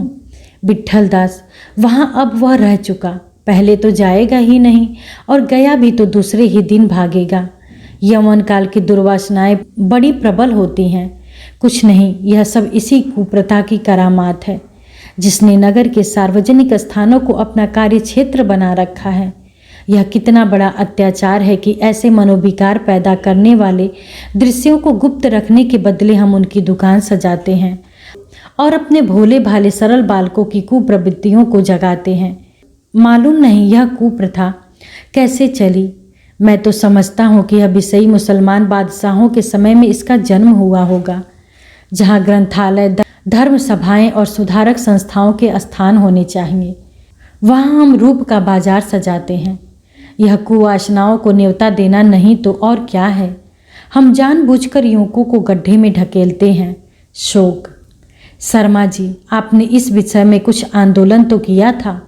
विट्ठल दास, हाँ किया तो था, लेकिन जिस प्रकार आप एक बार मौखिक सहानुभूति प्रकट करके मौन साध गए, उसी प्रकार अन्य सहायकों ने भी आनाकानी की। तो भाई अकेला चना तो भाड़ नहीं फोड़ सकता। मेरे पास न धन है, न ऐश्वर्य, न उच्च उपाधियाँ। मेरी कौन सुनता है? लोग समझते हैं झक्की है। नगर में इतने सुयोग्य विद्वान पुरुष चैन से सुख भोग रहे हैं, कोई भूल कर भी मेरी नहीं सुनता। शर्मा जी शिथिल प्रकृति के मनुष्य थे। उन्हें कर्तव्य क्षेत्र में लाने के लिए किसी प्रबल उत्तेजना की आवश्यकता थी। मित्रों की वाह वाह जो प्रायः मनुष्य की सुप्तावस्था को भंग किया करती है, उनके लिए काफ़ी न थी। वह सोते नहीं थे, जागते थे, केवल आलस्य के कारण पड़े हुए थे। इसलिए उन्हें जगाने के लिए चिल्लाकर पुकारने की इतनी ज़रूरत नहीं थी। यह कितनी अनोखी लेकिन यथार्थ बात है कि सोए हुए मनुष्य को जगाने की अपेक्षा जागते हुए मनुष्य को जगाना कठिन है। सोता हुआ आदमी अपना नाम सुनते ही चौंक कर उठ बैठता है। जागता हुआ मनुष्य सोचता है कि यह किसकी आवाज़ है, उसे मुझसे क्या काम है, इससे मेरा काम तो न निकल सकेगा। जब इन प्रश्नों का संतोषजनक उत्तर उसे मिलता है तो वह उठता है, नहीं तो पड़ा रहता है। पद्म सिंह इन्हीं जागते हुए आलसियों में से थे। कई बार जातीय पुकार उनके कानों में पहुंच रही थी, किंतु वे सुनकर भी न उठे। इस समय जो पुकार उनके कानों में पहुंच रही थी, उसने उन्हें बलात् उठा दिया। अपने भतीजे को, जिसे वह पुत्र से भी बढ़कर प्यार करते थे, कुमार्ग से बचाने के लिए, अपने भाई की अप्रसन्नता का निवारण करने के लिए वे सब कुछ कर सकते थे। जिस कुव्यवस्था का ऐसा भयंकर परिणाम हुआ, उसके मूलोच्छेदन पर कटिबद्ध होने के लिए अन्य प्रमाणों की जरूरत न थी। बाल विधवा विवाह के घोर शत्रुओं को भी जब जब उनका समर्थन करते देखा है। प्रत्यक्ष उदाहरण से प्रबल और कोई प्रमाण नहीं होता। शर्मा जी बोले, यदि मैं आपके किसी काम आ सकूं तो आपकी सहायता करने को तैयार हूँ। विट्ठल दास उल्लसित होकर बोले, भाई साहब, अगर मेरा हाथ बटाओ तो मैं धरती और आकाश एक कर दूंगा, लेकिन क्षमा करना, तुम्हारे संकल्प दृढ़ नहीं होते। अभी यूँ कहते हो, कल ही उदासीन हो जाओगे। ऐसे कामों में धैर्य की बड़ी ज़रूरत है। शर्मा जी लज्जित होकर बोले, ईश्वर चाहेगा तो अब की आपको इसकी शिकायत न रहेगी। विट्ठल दास, तब तो हमारा सफल होना निश्चित है। शर्मा जी, यह तो ईश्वर के हाथ में है। मुझे न तो बोलना आता है न लिखना आता है। बस आप जिस राह पर लगा देंगे उसी पर आंख बंद किए चला जाऊंगा। विट्ठल दास, अजी सब आ जाएगा, केवल उत्साह चाहिए। दृढ़ संकल्प हवा में किले बना देता है। आपकी वक्तृताओं में तो वह प्रभाव होगा कि लोग सुनकर दंग हो जाएंगे। हाँ, इतना स्मरण रखिएगा कि हिम्मत नहीं हारनी चाहिए। शर्मा जी, आप मुझे संभाले रहिएगा। विट्ठल दास, अच्छा तो अब मेरे उद्देश्य भी सुन लीजिए। मेरा पहला उद्देश्य है कि वेश्याओं को सार्वजनिक स्थान से हटाना और दूसरा वेश्याओं के नाचने गाने की रस्म को मिटाना। आप मुझसे सहमत हैं या नहीं? शर्मा जी, क्या अब भी कोई संदेह है? विट्ठल दास, नाच के विषय में आपके यह विचार तो नहीं है? शर्मा जी, अब क्या एक घर जलाकर भी वही खेल खेलता रहूँगा? उन दिनों मुझे न जाने क्या हो गया था। मुझे अब यह निश्चय हो गया कि मेरे उसी जलसे ने सुमन बाई को घर से निकाला। लेकिन यहाँ मुझे एक शंका होती है, आखिर हम लोगों ने भी जो शहरों ही में इतना जीवन व्यतीत किया है, हम लोग इन दुर्वासनाओं में क्यों नहीं पड़े? नाच भी शहर में आए दिन हुआ करते हैं, लेकिन उनका ऐसा भीषण परिणाम होते बहुत कम देखा गया है। इससे यही सिद्ध होता है कि इस विषय में मनुष्य का स्वभाव ही प्रधान है। आप इस आंदोलन से स्वभाव तो नहीं बदल सकते। विट्ठल दास, हमारा यह उद्देश्य ही नहीं है। हम तो केवल उन दशाओं का संशोधन करना चाहते हैं जो दुर्बल स्वभाव के अनुकूल है, और कुछ नहीं चाहते। कुछ मनुष्य जन्म ही से स्थूल होते हैं, उनके लिए खाने पीने की किसी विशेष वस्तु की जरूरत नहीं। कुछ मनुष्य ऐसे होते हैं जो घी दूध आदि का इच्छापूर्वक सेवन करने से स्थूल हो जाते हैं, और कुछ लोग ऐसे होते हैं जो सदैव दुबले रहते हैं। वह चाहे घी दूध के मटके ही में रख दिए जाएं तो भी मोटे नहीं हो सकते। हमारा प्रयोजन केवल दूसरी श्रेणी के मनुष्यों से है। हम और आप जैसे मनुष्य क्या दुर्व्यसन में पड़ेंगे, जिन्हें पेट के धंधों से कभी छुट्टी ही नहीं मिली, जिन्हें कभी यह विश्वास ही नहीं हुआ कि प्रेम की मंडी में उनकी आवभगत होगी। वहाँ तो वह फंसते हैं जो धनी हैं, रूपवान हैं, उदार हैं, रसिक हैं। स्त्रियों को अगर ईश्वर सुंदरता दे तो धन से वंचित न रखे। धनहीन सुंदर चतुर स्त्री पर दुर्व्यसन का मंत्र शीघ्र ही चल जाता है। सुमन पार्क से लौटी तो खेद होने लगा कि मैंने शर्मा जी को वे जी दुखाने वाली बातें क्यों कही। उन्होंने इतनी उदारता से मेरी सहायता की, जिसका मैंने यह बदला दिया। वास्तव में मैंने अपनी दुर्बलता का अपराध उनके सिर पर मढ़ा। संसार में घर घर नाच गाना हुआ ही करता है। छोटे बड़े दीन दुखी सब देखते हैं और आनंद उठाते हैं। यदि मैं कुचेष्टाओं के कारण आग में कूद पड़ी तो उसमें शर्मा जी का या किसी और का क्या दोष। बाबू विट्ठल दास शहर के आदमियों के पास दौड़े। क्या वह उन सेठों के पास न गए होंगे जो यहाँ आते हैं? लेकिन किसी ने उनकी मदद न की। क्यों? इसलिए न की क्योंकि वह नहीं चाहते हैं कि मैं यहाँ से मुक्त हो जाऊं। मेरे हृदय को घायल करके मेरे तड़पने का आनंद उठाना चाहते हैं। केवल एक ही पुरुष है जिसने मुझे इस अंधकार से निकलने के लिए हाथ बढ़ाया। उसी का मैंने इतना अपमान किया। वे मुझे मन में कितना कृतज्ञ समझेंगे। वे मुझे देखते ही कैसे भागे। चाहिए तो यह था कि मैं लज्जा से वहीं गड़ जाती, लेकिन मैंने इस पाप भय के लिए इतनी निर्लज्जता से उनका तिरस्कार किया।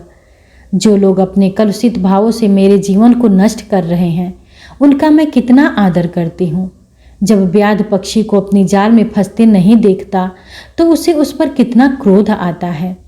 बालक जब कोई अशुद्ध वस्तु छू लेता है तो वह अन्य बालकों को दौड़ दौड़ कर छूना चाहता है, जिससे वह भी अपवित्र हो जाए। क्या मैं भी हृदय शून्य व्याध हूँ या अबोध बालक? किसी ग्रंथकार से पूछिए कि वह निष्पक्ष समालोचक के कटु वाक्यों के सामने विचारहीन प्रशंसा का क्या मूल्य समझता है। सुमन को शर्मा जी की यह घृणा अन्य प्रेमियों की रसिकता से अधिक प्रिय मालूम होती है। रात भर वह इन्हीं विचारों में डूबी रही। मन में निश्चय कर लिया कि प्रातःकाल विट्ठल दास के पास चलूंगी और उनसे कहूंगी कि मुझे आश्रय दीजिए। मैं आपसे कोई सहायता नहीं चाहती, केवल एक सुरक्षित स्थान चाहती हूँ। चक्की पीसूंगी, कपड़े सिऊंगी और किसी तरह अपना निर्वाह कर लूँगी। सवेरा हुआ। वह उठी और विट्ठल दास के घर चलने की तैयारी करने लगी कि इतने में वह स्वयं आ पहुँचे। सुमन को ऐसा आनंद हुआ जैसे किसी भक्त को आराध्य देव के दर्शन से होता है। बोलिए, आइए महाशय, मैं तो कल दिन भर आपकी राह देखती रही। इस समय आपके यहाँ जाने का विचार कर रही थी। विट्ठल दास कल कई कारणों से नहीं आ सका। सुमन, तो आपने मेरे रहने का कोई प्रबंध किया? विट्ठल दास, मुझसे तो कुछ नहीं हो सका, लेकिन पद्म सिंह ने लाज रख ली। उन्होंने तुम्हारा प्रण पूरा कर दिया। वह अभी मेरे पास आए थे और वचन दे गए कि तुम्हें 50 रुपये मासिक आजन्म देते रहेंगे। सुमन के विस्मयपूर्ण नेत्र सजल हो गए। शर्मा जी की इसी महती उदारता ने उसके अंतःकरण को भक्ति, श्रद्धा और विमल प्रेम से प्लावित कर दिया। उसे अपने कटु वाक्यों पर अत्यंत क्षोभ हुआ। बोली, शर्मा जी दया और धर्म के सागर हैं। इस जीवन में उनसे उड़िल नहीं हो सकती। ईश्वर उन्हें सदैव सुखी रखे। लेकिन मैंने उस समय जो कुछ कहा था वह केवल परीक्षा के लिए कहा था। मैं देखना चाहती थी कि सचमुच मुझे उबारना चाहते हैं या केवल धर्म का शिष्टाचार कर रहे हैं। अब मुझे विदित हो गया कि आप दोनों सज्जन देवरूप हैं। आप लोगों को वृथा कष्ट नहीं देना चाहती। मैं सहानुभूति की भूखी थी, वह मुझे मिल गई। अब मैं अपने जीवन का भार आप लोगों पर नहीं डालूंगी। आप केवल मेरे रहने का कोई प्रबंध कर दे जहाँ मैं विघ्न बाधा से बची रह सकूं। विट्ठल दास चकित हो गए। जाति गौरव से आंखें चमक उठी। उन्होंने सोचा, हमारे देश की पतित स्त्रियों के विचार भी ऐसे उच्च होते हैं। बोले, सुमन, तुम्हारे मुंह से ऐसे पवित्र शब्द सुनकर मुझे इस समय जो आनंद हो रहा है उसका वर्णन नहीं कर सकता। लेकिन रुपयों के बिना तुम्हारा निर्वाह कैसे होगा? सुमन, मैं परिश्रम करूंगी। देश में लाखों दुखियाएं हैं, उनका ईश्वर के सिवा और कौन सहायक है? अपनी निर्लज्जता का कर आपसे न लूंगी। विट्ठल दास, वे कष्ट तुमसे सहे जाएंगे? सुमन, पहले नहीं सहे जाते थे, लेकिन अब सब कुछ सह लूँगी। यहाँ आकर मुझे मालूम हो गया कि निर्लज्जा सब कष्ट से दूषा है और कष्टों से शरीर को दुख होता है। इस कष्ट से आत्मा का संहार हो जाता है।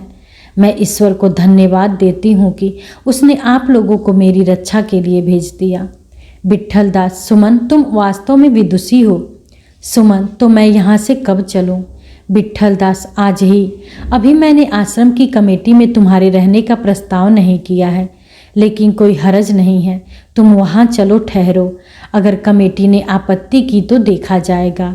हाँ, इतना याद रखना कि अपने विषय में किसी से कुछ मत कहना, नहीं तो विधवाओं में हलचल मच जाएगी। सुमन, आप जैसा उचित समझे करे, मैं तैयार हूँ। विट्ठल दास, संध्या समय चलना होगा। विट्ठल दास के जाने के थोड़ी देर बाद ही 2 वेश्याएं सुमन से मिलने आई।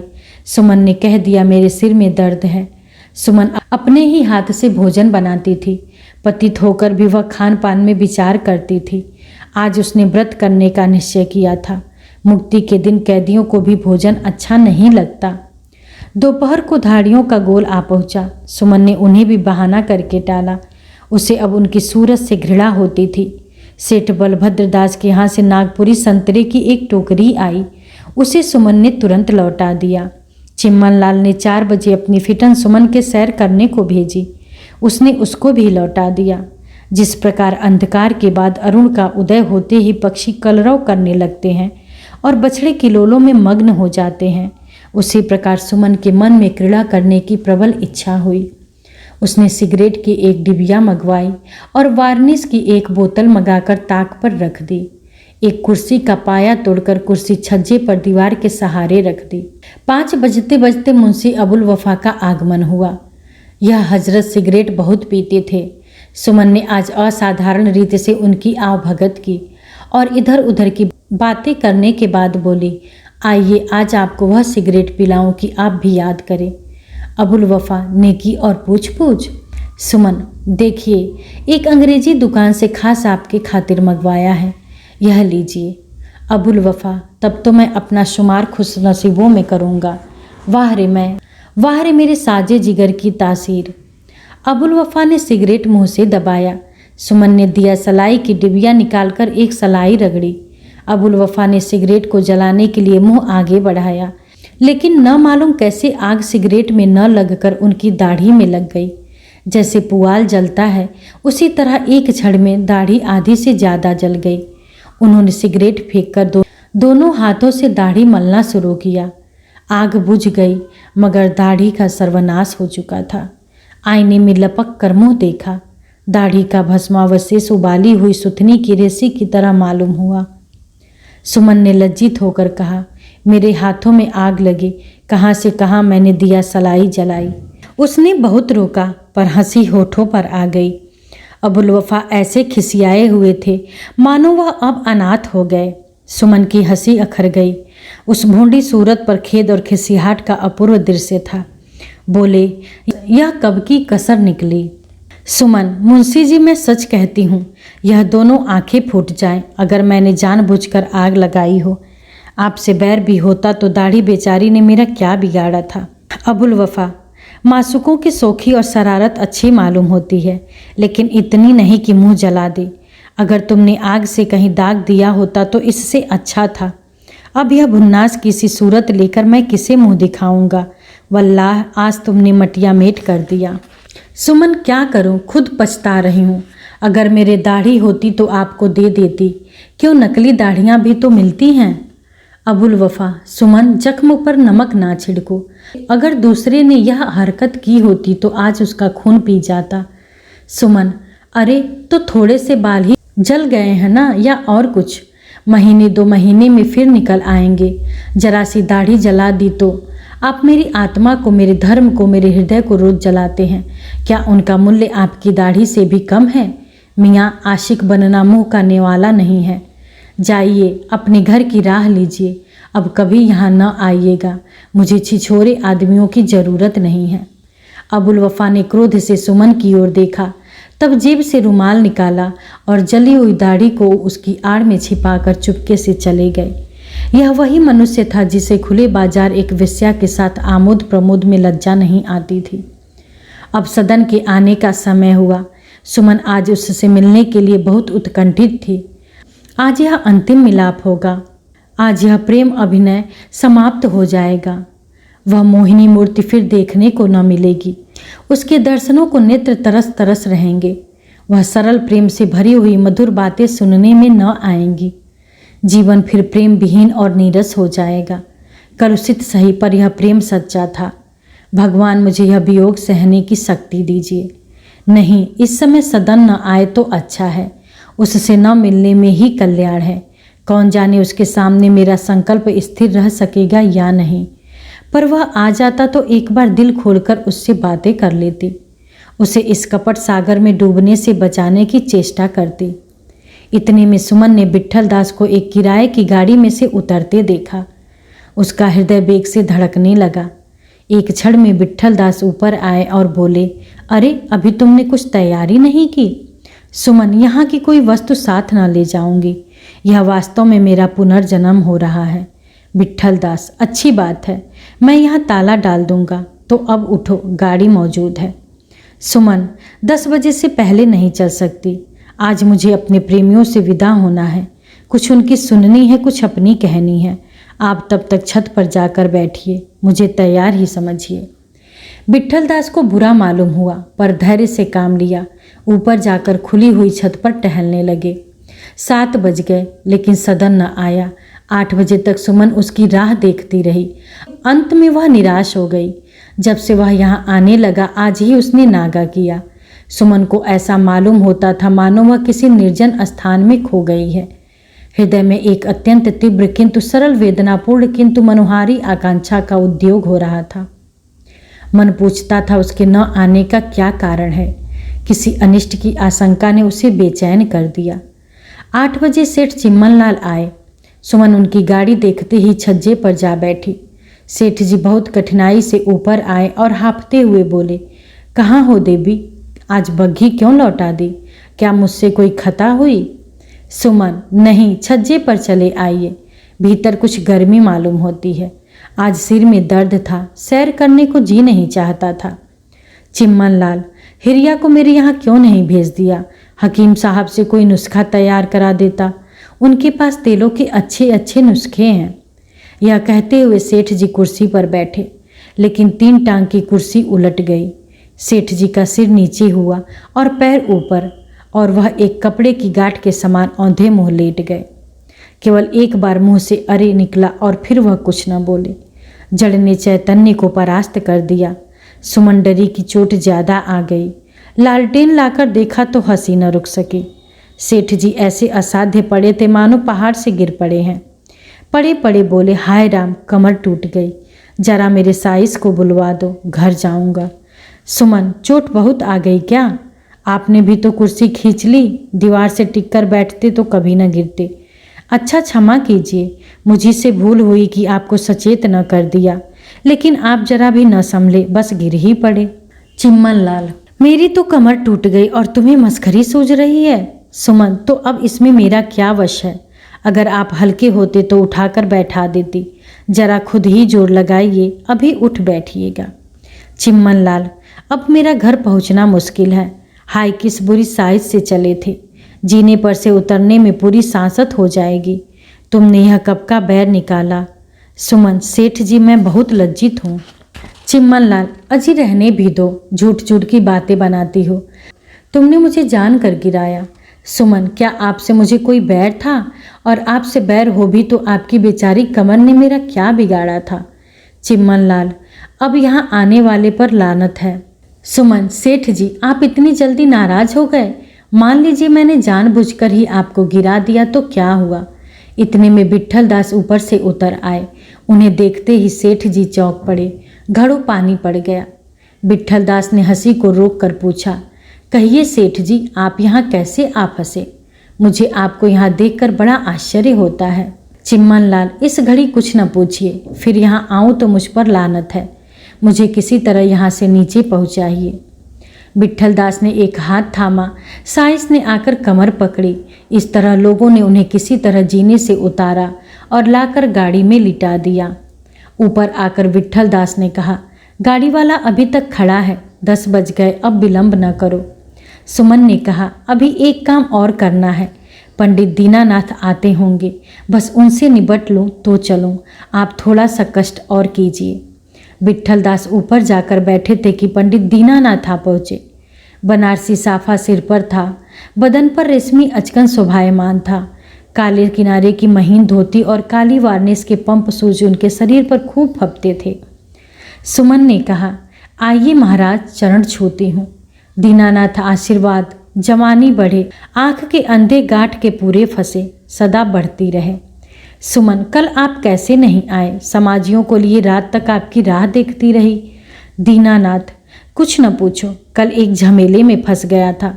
डॉक्टर श्यामाचरण और प्रभाकर स्वराज्य की सभा में घसीट ले गए। वहाँ बकबक झकझक होती रही। मुझसे सबने व्याख्यान देने को कहा। मैंने कहा, मुझे कोई उल्लू समझा है क्या? पीछा छुड़ाकर भागा, इसी में देरी हो गई। सुमन, कई दिन हुए मैंने आपसे कहा था कि किवाड़ों में वार्निश लगवा दीजिए। आपने कहा वार्निश कहीं मिलती ही नहीं। यह देखिए, आज मैंने एक बोतल वार्निश मंगा रखी है, कल जरूर लगवा दीजिए। पंडित दीनानाथ मसनद लगाए बैठे थे। उनके सिर ही पर वह ताक था जिस पर वार्निश रखी हुई थी। सुमन ने बोतल उठाई, लेकिन मालूम नहीं कैसे बोतल की पेंदी अलग हो गई और पंडित जी वार्निश से नहा उठे। ऐसा मालूम होता था कि मानो सिरे की नाद में फिसल पड़े हों। वह चौंक कर उठ खड़े हुए, साफा उतारकर रुमाल से पोंछने लगे। सुमन ने कहा, मालूम नहीं बोतल टूटी थी क्या? सारी वार्निश खराब हो गई। दीनानाथ, तुम्हें अपनी वार्निश की पड़ी है? यहाँ सारे कपड़े तर हो गए, अब घर तक पहुँचना मुश्किल है। सुमन, रात को कौन देखता है, चुपके से निकल जाइएगा। दीनानाथ, अजी रहने भी दो, सारे कपड़े सत्यानाश कर दिए, अब उपाय बता रही हो, अब यह धुल भी नहीं सकते। सुमन, तो क्या मैंने जानबूझकर गिरा दिया? दीनानाथ, तुम्हारे मन का हाल कौन जाने। सुमन, अच्छा जाइए, जानकर ही गिरा दिया। दीनानाथ, अरे तो मैं कुछ कहता हूँ, जी चाहे और गिरा दो। सुमन, बहुत होगा, अपने कपड़ों की कीमत ले लीजिएगा। दीनानाथ, खफा क्यों होती हो सरकार, मैं तो कह रहा हूँ कि गिरा दिया, अच्छा किया। सुमन, इस तरह कह रहे हैं मानो मेरे साथ बड़ी रियायत कर रहे हैं। दीनानाथ, सुमन क्यों लज्जित करती हो? सुमन, जरा से कपड़े क्या खराब हो गए, उस पर ऐसे जामे से बाहर हो गए, यही आपकी मोहब्बत है? जिसकी कथा सुनते सुनते मेरे कान पक गए, आज उसकी कलई खुल गई। जादू सिर पर चढ़ के बोला, आपने अच्छे समय पर मुझे सचेत कर दिया, अब कृपा करके घर जाइए, यहाँ फिर न आइएगा। मुझे आप जैसे मियाँ मिट्ठुओं की ज़रूरत नहीं। विट्ठल दास ऊपर बैठे हुए यह कौतुक देख रहे थे। समझ गए कि अब अभिनय समाप्त हो गया, नीचे उतर आए। दीनानाथ ने एक बार चौंक कर उन्हें देखा और छड़ी उठाकर शीघ्रतापूर्वक नीचे चले गए। थोड़ी देर बाद सुमन ऊपर से उतरी। वह केवल एक उजली साड़ी पहने थी, हाथों में चूड़ियाँ न थी। उसका मुख उदास था, लेकिन इसलिए नहीं कि यह भोग विलास अब उससे छूट रहा है, वरन इसलिए कि वह अग्निकुंड में गिरी क्यों थी। इस उदासीनता में मलिनता न थी, वरन एक प्रकार का संयम था। यह किसी मदिरा सेवी के मुख पर छाने वाली उदासी नहीं थी, बल्कि उसमें त्याग और विचार आभासित हो रहा था। विट्ठल दास ने मकान में ताला डाल दिया और गाड़ी के कोच बॉक्स पर जा बैठे। गाड़ी चली। बाजारों की दुकानें बंद थीं, लेकिन रास्ता चल रहा था। सुमन ने खिड़की से झांक कर देखा, उसे आगे लालटेनों की एक सुंदर माला दिखाई दी, लेकिन ज्यों-ज्यों गाड़ी बढ़ती थी त्यों-त्यों वह प्रकाशमाला भी आगे बढ़ती जाती थी। थोड़ी दूर लालटेनें मिलती थीं, पर वह ज्योतिर्माला अभिलाषाओं के सदृश दूर भागती जाती थी। गाड़ी वेग से जा रही थी। सुमन का भावी यान भी विचार सागर में वेग के साथ हिलता डगमगाता तारों के ज्योतिर्जाल में उलझता चला जाता था। सदन प्रातःकाल घर गया तो अपनी चाची के हाथ में कंगन देखा। लज्जा से उसकी आंखें जमीन में गड़ गईं। नाश्ता करके जल्दी से बाहर निकल आया और मन ही मन सोचने लगा, यह कंगन इन्हें कैसे मिल गया? क्या यह संभव है कि सुमन ने उसे यहाँ भेज दिया हो? वह क्या जानती है कि कंगन किसका है? मैंने तो उसे अपना पता भी नहीं बताया। यह हो सकता है कि यह उसी नमूने का दूसरा कंगन हो, लेकिन इतनी जल्दी वह तैयार नहीं हो सकता। सुमन ने अवश्य ही मेरा पता लगा लिया है और चाची के पास यह कंगन भेज दिया है। सदन ने बहुत विचार किया, किंतु हर प्रकार से वह इसी परिणाम पर पहुंचता था। उसने फिर सोचा, अच्छा मान लिया जाए कि उसे मेरा पता मालूम हो गया, तो क्या उसे यह उचित था कि वह मेरी दी हुई चीज़ को यहाँ भेज देती? यह तो एक प्रकार का विश्वासघात है। अगर सुमन ने मेरा पता लगा लिया है, तब तो वह मुझे मन में धूर्त पाखंडी जालिया समझती होगी। कंगन को चाची के पास भेजकर उसने यह भी साबित कर दिया कि वह मुझे चोर भी समझती है। आज संध्या समय सदन को सुमन के पास जाने का साहस न हुआ। चोर दगाबाज बनकर उसके पास कैसे जाए? उसका चित्त खिन्न था। घर पर बैठना बुरा मालूम होता था। उसने यह सब सहा, पर सुमन के पास न जा सका। इस भांति 1 सप्ताह बीत गया। सुमन से मिलने की उत्कंठा नित्य प्रबल होती जाती थी और शंकाएं इस उत्कंठा के नीचे दबती जाती थीं।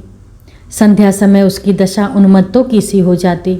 जैसे बीमारी के बाद मनुष्य का चित्त उदास रहता है, किसी से बातें करने को जी नहीं चाहता, उठना बैठना पहाड़ हो जाता है, जहाँ बैठता है वहीं का हो जाता है। वही दशा इस समय सदन की थी। अंत में वह अधीर हो गया। 8वें दिन उसने घोड़ा कसाया और सुमन से मिलने चला। उसने निश्चय कर लिया कि आज चलकर उससे अपना सारा कच्चा चिट्ठा बयान कर दूंगा। जिससे प्रेम हो गया, अब छिपाना कैसा? हाथ जोड़कर कहूँगा, सरकार बुरा हूँ तो भला हूँ तो अब आपका सेवक हूँ। चाहे जो दंड दो, सिर तुम्हारे सामने झुका हुआ है। मैंने चोरी की, चाहे दगा किया, सब कुछ तुम्हारे प्रेम के निमित्त किया। अब मुझे क्षमा करो। विषय वासना, नीति ज्ञान और संकोच किसी के रोके नहीं रुकता। उसके नशे में हम बेसुध हो जाते हैं। वह व्याकुल होकर 5 बजे निकल पड़ा और घूमता हुआ नदी के तट पर आ पहुंचा। शीतल मंद वायु उसके तपते हुए शरीर को अत्यंत सुखद मालूम होती थी और जल की निर्मल श्याम सुवर्ण धारा में रह रहकर उछलती हुई मछलियाँ ऐसी मालूम होती थी मानो किसी सुंदरी के चंचल नयन महीन घूंघट में चमकते हों। सदन घोड़े से उतरकर कगार पर बैठ गया और इस मनोहर दृश्य को देखने में मग्न हो गया। अकस्मात उसने एक जटाधारी साधु को पेड़ों की आड़ से अपनी तरफ आते देखा। उसके गले में रुद्राक्ष की माला थी और नेत्र लाल थे। ज्ञान और योग की प्रतिभा की जगह उसके मुख से एक प्रकार की सरलता और दया प्रकट होती थी। उसे अपने निकट देखकर सदन ने उठकर सत्कार किया। साधु ने इस ढंग से उसका हाथ पकड़ लिया मानो उससे परिचय है और बोला, सदन, मैं कई दिन से तुमसे मिलना चाहता था। तुम्हारे हित की एक बात कहना चाहता हूँ। तुम सुमन बाई के पास जाना छोड़ दो, नहीं तो तुम्हारा सर्वनाश हो जाएगा। तुम नहीं जानते वह कौन है। प्रेम के नशे में तुम्हें उसके दूषण नहीं दिखाई देते। तुम समझते हो कि वह तुमसे प्रेम करती है। यह तुम्हारी भूल है। जिसने अपने पति को त्याग दिया, वह दूसरों से क्या प्रेम निभा सकती है। तुम इस समय वहीं जा रहे हो। साधु का वचन मानो, घर लौट जाओ, इसी में तुम्हारा कल्याण है। यह कहकर वह महात्मा जिधर से आए थे उधर ही चल दिए और इससे पूर्व कि सदन उनसे कुछ जिज्ञासा प्रकट करने के लिए सावधान हो सके, वह आंखों से ओझल हो गए। सदन सोचने लगा, यह महात्मा कौन है? यह मुझे कैसे जानते हैं? मेरे गुप्त रहस्यों का इन्हें कैसे ज्ञान हुआ? कुछ उस स्थान की नीरवता, कुछ अपने चित्त की स्थिति, कुछ महात्मा के आकस्मिक आगमन और उनकी अंतर्दृष्टि ने उनकी बातों को आकाशवाणी के तुल्य बना दिया। सदन के मन में किसी भावी अमंगल की आशंका होने लगी। उसे सुमन के पास जाने का साहस न हुआ। वह घोड़े पर बैठा और इस आश्चर्यजनक घटना की विवेचना करता घर की तरफ चल दिया। जब से सुभद्रा ने सदन पर अपने कंगन के विषय में संदेह किया था, तब से पद्म सिंह उससे रुष्ट हो गए थे। इसलिए सुभद्रा का यहाँ अब जी न लगता था। शर्मा जी भी इसी फिक्र में थे कि सदन को किसी तरह यहाँ से भेज दूं। अब सदन का चित्त भी यहाँ से उचाट हो रहा था। वह भी घर जाना चाहता था, लेकिन कोई इस विषय में मुंह न खोल सकता था। पर दूसरे ही दिन पंडित मदन सिंह के एक पत्र ने सबकी इच्छाएं पूरी कर दी। उसमें लिखा था, सदन के विवाह की बातचीत हो रही है। सदन को बहू के साथ तुरंत भेज दो। सुभद्रा यह सूचना पाकर बहुत प्रसन्न हुई। सोचने लगी, महीने 2 महीने चहल पहल रहेगी, गाना बजाना होगा, चैन से दिन कटेंगे। इस उल्लास को मन में छिपा न सकी। शर्मा जी उसकी निष्ठुरता देखकर और भी उदास हो गए। मन में कहा, इसे अपने आनंद के आगे मेरा कुछ भी ध्यान नहीं है। 1 या 2 महीने में फिर मिलाप होगा, लेकिन यह कैसी खुश है। सदन ने भी चलने की तैयारी कर दी। शर्मा जी ने सोचा था कि वह अवश्य हिला हवाला करेगा, लेकिन ऐसा नहीं हुआ। इस समय 8 बजे थे। 2 बजे दिन को गाड़ी जाती थी, इसलिए शर्मा जी कचहरी न गए। कई बार प्रेम से विवश होकर घर में गए, लेकिन सुभद्रा को उनसे बातचीत करने की फुर्सत कहाँ। वह अपने गहने कपड़े और मांग चोटी में मग्न थी। कुछ गहने खटाई में पड़े थे, कुछ मेहरी साफ कर रहे थे। पानदान माजा जा रहा था। पड़ोस की कई स्त्रियां बैठी हुई थी। सुभद्रा ने आज खुशी में खाना भी नहीं खाया। पूड़ियाँ बनाकर शर्मा जी और सदन के लिए बाहर ही भेज दी। यहाँ तक कि 1 बज गया। जीतन ने गाड़ी लाकर द्वार पर खड़ी कर दी। सदन ने अपने ट्रंक और बिस्तर आदि रख दिए। उस समय सुभद्रा को शर्मा जी की याद आई। मेहरी से बोली, जरा देख तो कहाँ है, बुला ला। उसने आकर बाहर देखा, कमरे में झांका, नीचे जाकर देखा, शर्मा जी का कहीं पता न था। सुभद्रा ताड़ गई, बोली, जब तक वह न आएंगे मैं न जाऊंगी। शर्मा जी कहीं बाहर न गए थे, ऊपर छत पर जाकर बैठे थे। जब 1 बज गया और सुभद्रा न निकली, तब वह झुंझलाकर घर में गए और सुभद्रा से बोले, अभी तक तुम यहीं हो, 1 बज गया। सुभद्रा की आंखों में आंसू भर आए। चलते चलते शर्मा जी की यह रुखाई अखर गई। शर्मा जी अपनी निष्ठुरता पर पछताए। सुभद्रा के आंसू पोछे गले लगाया और लाकर गाड़ी में बैठा दिया। स्टेशन पर पहुंचे, गाड़ी छूटने ही वाली थी। सदन दौड़कर गाड़ी में जा बैठा। सुभद्रा सीट पर अच्छी तरह बैठने भी न पाई थी कि गाड़ी छूट गई। वह खिड़की पर खड़ी शर्मा जी को ताकती रही और जब तक वह आंखों से ओझल न हुए वह खिड़की पर से न हटी। संध्या समय गाड़ी ठिकाने पर पहुंची। मदन सिंह पालकी और घोड़ा लिए स्टेशन पर मौजूद थे। सदन ने दौड़कर पिता के चरण स्पर्श किए। ज्यों-ज्यों गांव निकट आता था, सदन की व्यग्रता बढ़ती जाती थी। तब गांव आधा मील रह गया और धान के खेत की मेड़ों पर घोड़े को दौड़ाना कठिन जान पड़ा, तो वह उतर पड़ा और बेग के साथ गांव की तरफ चला। आज उसे अपना गांव बहुत सुनसान मालूम होता था। सूर्यास्त हो गया था। किसान बैलों को हाँकते खेतों से चले आते थे। सदन किसी से कुछ न बोला, सीधा अपने घर में चला गया और माता के चरण छुए। माता ने छाती से लगाकर आशीर्वाद दिया। भामा, वे कहाँ रह गईं? सदन, आती हैं, मैं सीधे खेतों से चला आया। भामा, चाचा चाची से जी भर गया ना? सदन, क्यों? भामा, वह तो चेहरा ही कह देता है। सदन, वाह, मैं तो मोटा हो गया हूँ। भामा, झूठे, चाची ने दानों को तरसा दिया होगा। सदन, चाची ऐसी नहीं है, यहाँ से मुझे बहुत आराम था, वहाँ दूध अच्छा मिलता था। भामा, तो रुपए क्यों मांगते थे? सदन, तुम्हारे प्रेम की थाह ले रहा था। इतने दिन में तुमसे 25 रुपए ही लिए ना। चाचा से 700 ले चुका था। 400 का तो एक घोड़ा ही लिया। रेशमी कपड़े बनवाए। शहर में रईस बना घूमता था। सवेरे चाची ताज़ा हलवा बना देती थी, उस पर सेर भर दूध। तीसरे पहर मेवे और मिठाइयाँ। मैंने वहाँ जो चैन किया वह कभी न भूलूंगा। मैंने भी सोचा कि अपनी कमाई में तो चैन कर चुका, इस अवसर पर क्यों चूकूं। सभी शौक पूरे कर लिए। भामा को ऐसा अनुमान हुआ कि सदन की बातों में कुछ निरालापन आ गया है, उनमें कुछ सहरीपन आ गया है। सरल भामा का हृदय सुभद्रा की ओर से निर्मल हो गया। दूसरे दिन प्रातःकाल गांव के मान्य पुरुष निमंत्रित हुए और उनके सामने सदन का फलदान चढ़ गया।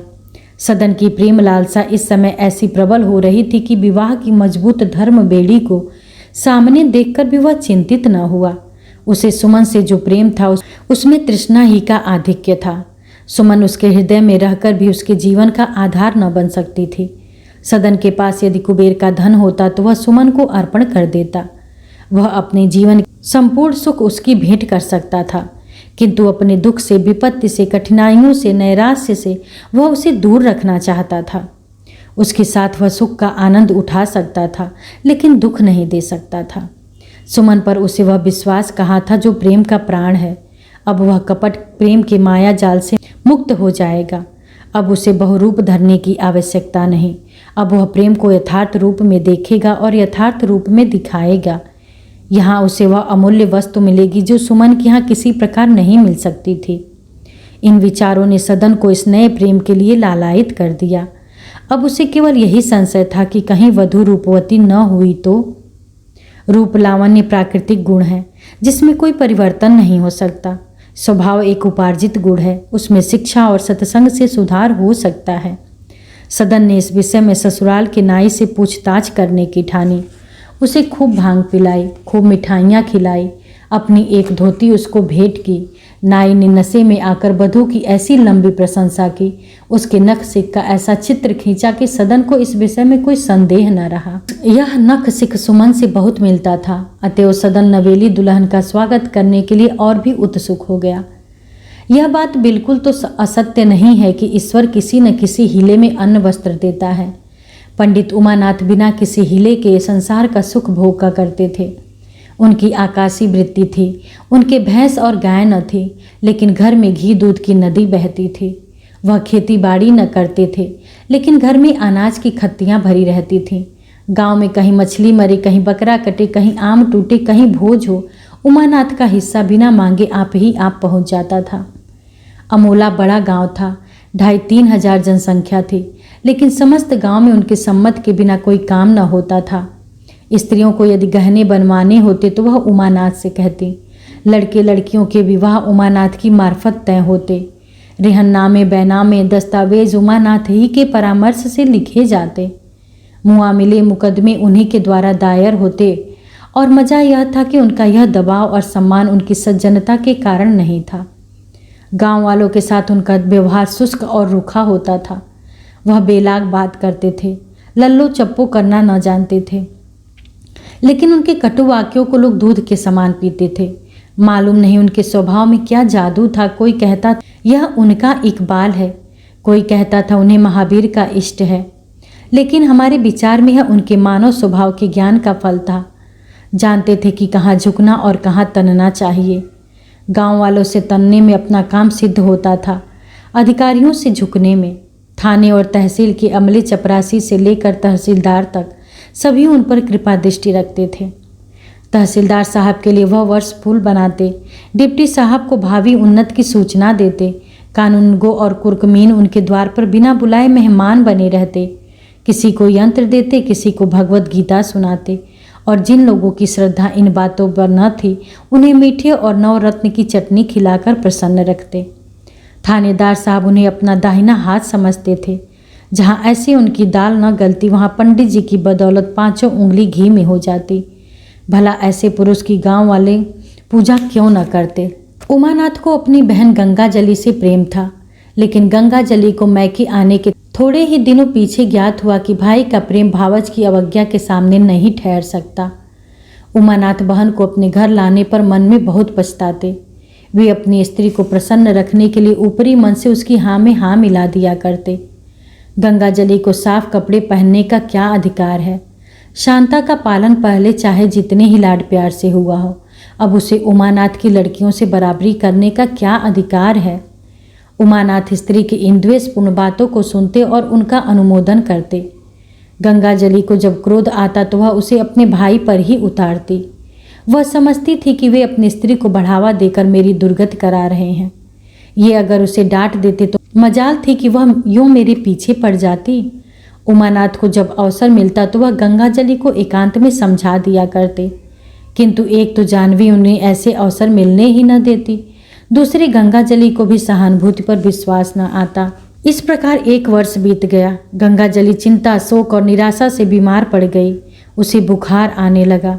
उमानाथ ने पहले तो साधारण औषधियाँ सेवन कराईं, लेकिन जब कुछ न हुआ तो उन्हें चिंता हुई। एक रोज उनकी स्त्री किसी पड़ोसी के घर गई हुई थी। उमानाथ बहन के कमरे में गए। वह बेसुध पड़ी हुई थी, बिछावन चिथड़ा हो रहा था, साड़ी फटकर तार तार हो गई थी। उमानाथ रो पड़े। यही बहन है जिसकी सेवा के लिए 2 दासियां लगी हुई थीं। आज उसकी यह दशा हो रही है। उन्हें अपनी दुर्बलता पर अत्यंत ग्लानि उत्पन्न हुई। गंगाजली के सिरहाने बैठकर रोते हुए बोले, बहन, यहाँ लाकर मैंने तुम्हें बड़ा कष्ट दिया है।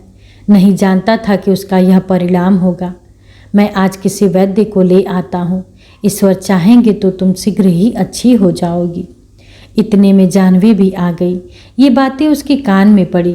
बोली, हाँ हाँ दौड़ो, वैद्य को बुलाओ, नहीं तो अनर्थ हो जाएगा। अभी पिछले दिनों मुझे महीनों ज्वर आता रहा, तब वैद्य के पास न दौड़े। मैं भी ओढ़कर पड़ रहती तो तुम्हें मालूम होता कि इसे कुछ हुआ है। लेकिन मैं कैसे पड़ रहती, घर की चक्की कौन पीसता, मेरे कर्म में क्या सुख भोगना बदा है। उमानाथ का उत्साह शांत हो गया। वैद्य को बुलाने की हिम्मत न पड़ी। वे जानते थे कि वैद्य बुलाया तो गंगाजली जो 2-4 महीने जीने हैं वह भी न जी सकेगी। गंगाजली की अवस्था दिनों दिन बिगड़ने लगी, यहाँ तक कि उसे ज्वारातिसार हो गया। जीने की आशा न रही। जिस उदर में सागू को पचाने की भी शक्ति न थी, वह जौ की रोटियां कैसे पचाता। निदान उसका जर्जर शरीर इन कष्टों को और अधिक न सह सका। 6 मास बीमार रहकर दुखिया अकाल मृत्यु का ग्रास बन गई। शांता का संसार में कोई न था। सुमन के पास उसने 2 पत्र लिखे, लेकिन वहाँ से कोई जवाब न आया। शांता ने समझा बहन ने भी नाता तोड़ दिया। विपत्ति में कौन साथी होता है। जब तक गंगाजली जीती थी, शांता उसके आंचल में मुंह छिपाकर रो लिया करती थी। अब यह अवलंब भी न रहा। अंधे के हाथ से लकड़ी जाती रही। शांता जब तक अपनी कोठरी के कोने में मुंह छिपाकर रोती, लेकिन घर के कोने और माता के आंचल में बड़ा अंतर है। एक शीतल जल का सागर है, दूसरा मरुभूमि। शांता को अब शांति नहीं मिलती। उसका हृदय अग्नि के सदृश दहकता है। वह अपनी मामी और मामा को अपनी माता का घातक समझती है। जब गंगाजली जीती थी तब शांता उसे कटु वाक्यों से बचाने के लिए यत्न करती रहती थी। वह अपनी मामी के इशारों पर दौड़ती थी, जिससे वह माता को कुछ न कह बैठे। एक बार गंगाजली के हाथ से घी की हांडी गिर पड़ी। शांता ने मामी से कहा था यह मेरे हाथ से छूट पड़ी। इस पर उसने खूब गालियां खाई। वह जानती थी कि माता का हृदय व्यंग की चोटें नहीं सह सकता, लेकिन अब शांता को इसका भय नहीं है। वह निराधार होकर बलवती हो गई है। अब वह उतनी सहनशील नहीं है। उसे जल्द क्रोध आ जाता है। वह जली कटी बातों का बहुधा उत्तर भी दे देती है। उसने अपने हृदय को कड़ी से कड़ी यंत्रणा के लिए तैयार कर लिया है। मामा से वह दबती है, लेकिन मामी से नहीं दबती, और ममेरी बहनों को तो तू तुर्की ब तुर्की जवाब देती है। अब शांता वह गाय है जो हत्या भय के बल पर दूसरे को खेत चरती है। इस तरह 1 वर्ष और बीत गया। उमानाथ ने बहुत दौड़ धूप की कि उसका विवाह कर दूं, लेकिन जैसा सस्ता सौदा वह चाहते थे वह कहीं ठीक न हुआ। उन्होंने थाने तहसील में जोड़ तोड़ लगाकर 200 रुपये का चंदा लिया, मगर इतने सस्ते वर कहाँ। जानवी का बस चलता तो वह शांता को किसी भिखारी के यहाँ बांधकर अपना पिंड छुड़ा लेती, लेकिन उमानाथ ने अब की पहली बार उसका विरोध किया और सुयोग्य वर ढूंढते रहे। गंगाजली के बलिदान ने उनकी आत्मा को बलवान बना दिया। आगे की कहानी अगले भाग में। दोस्तों, कहानी कैसी लगी प्लीज़ कमेंट बॉक्स में ज़रूर बताएं।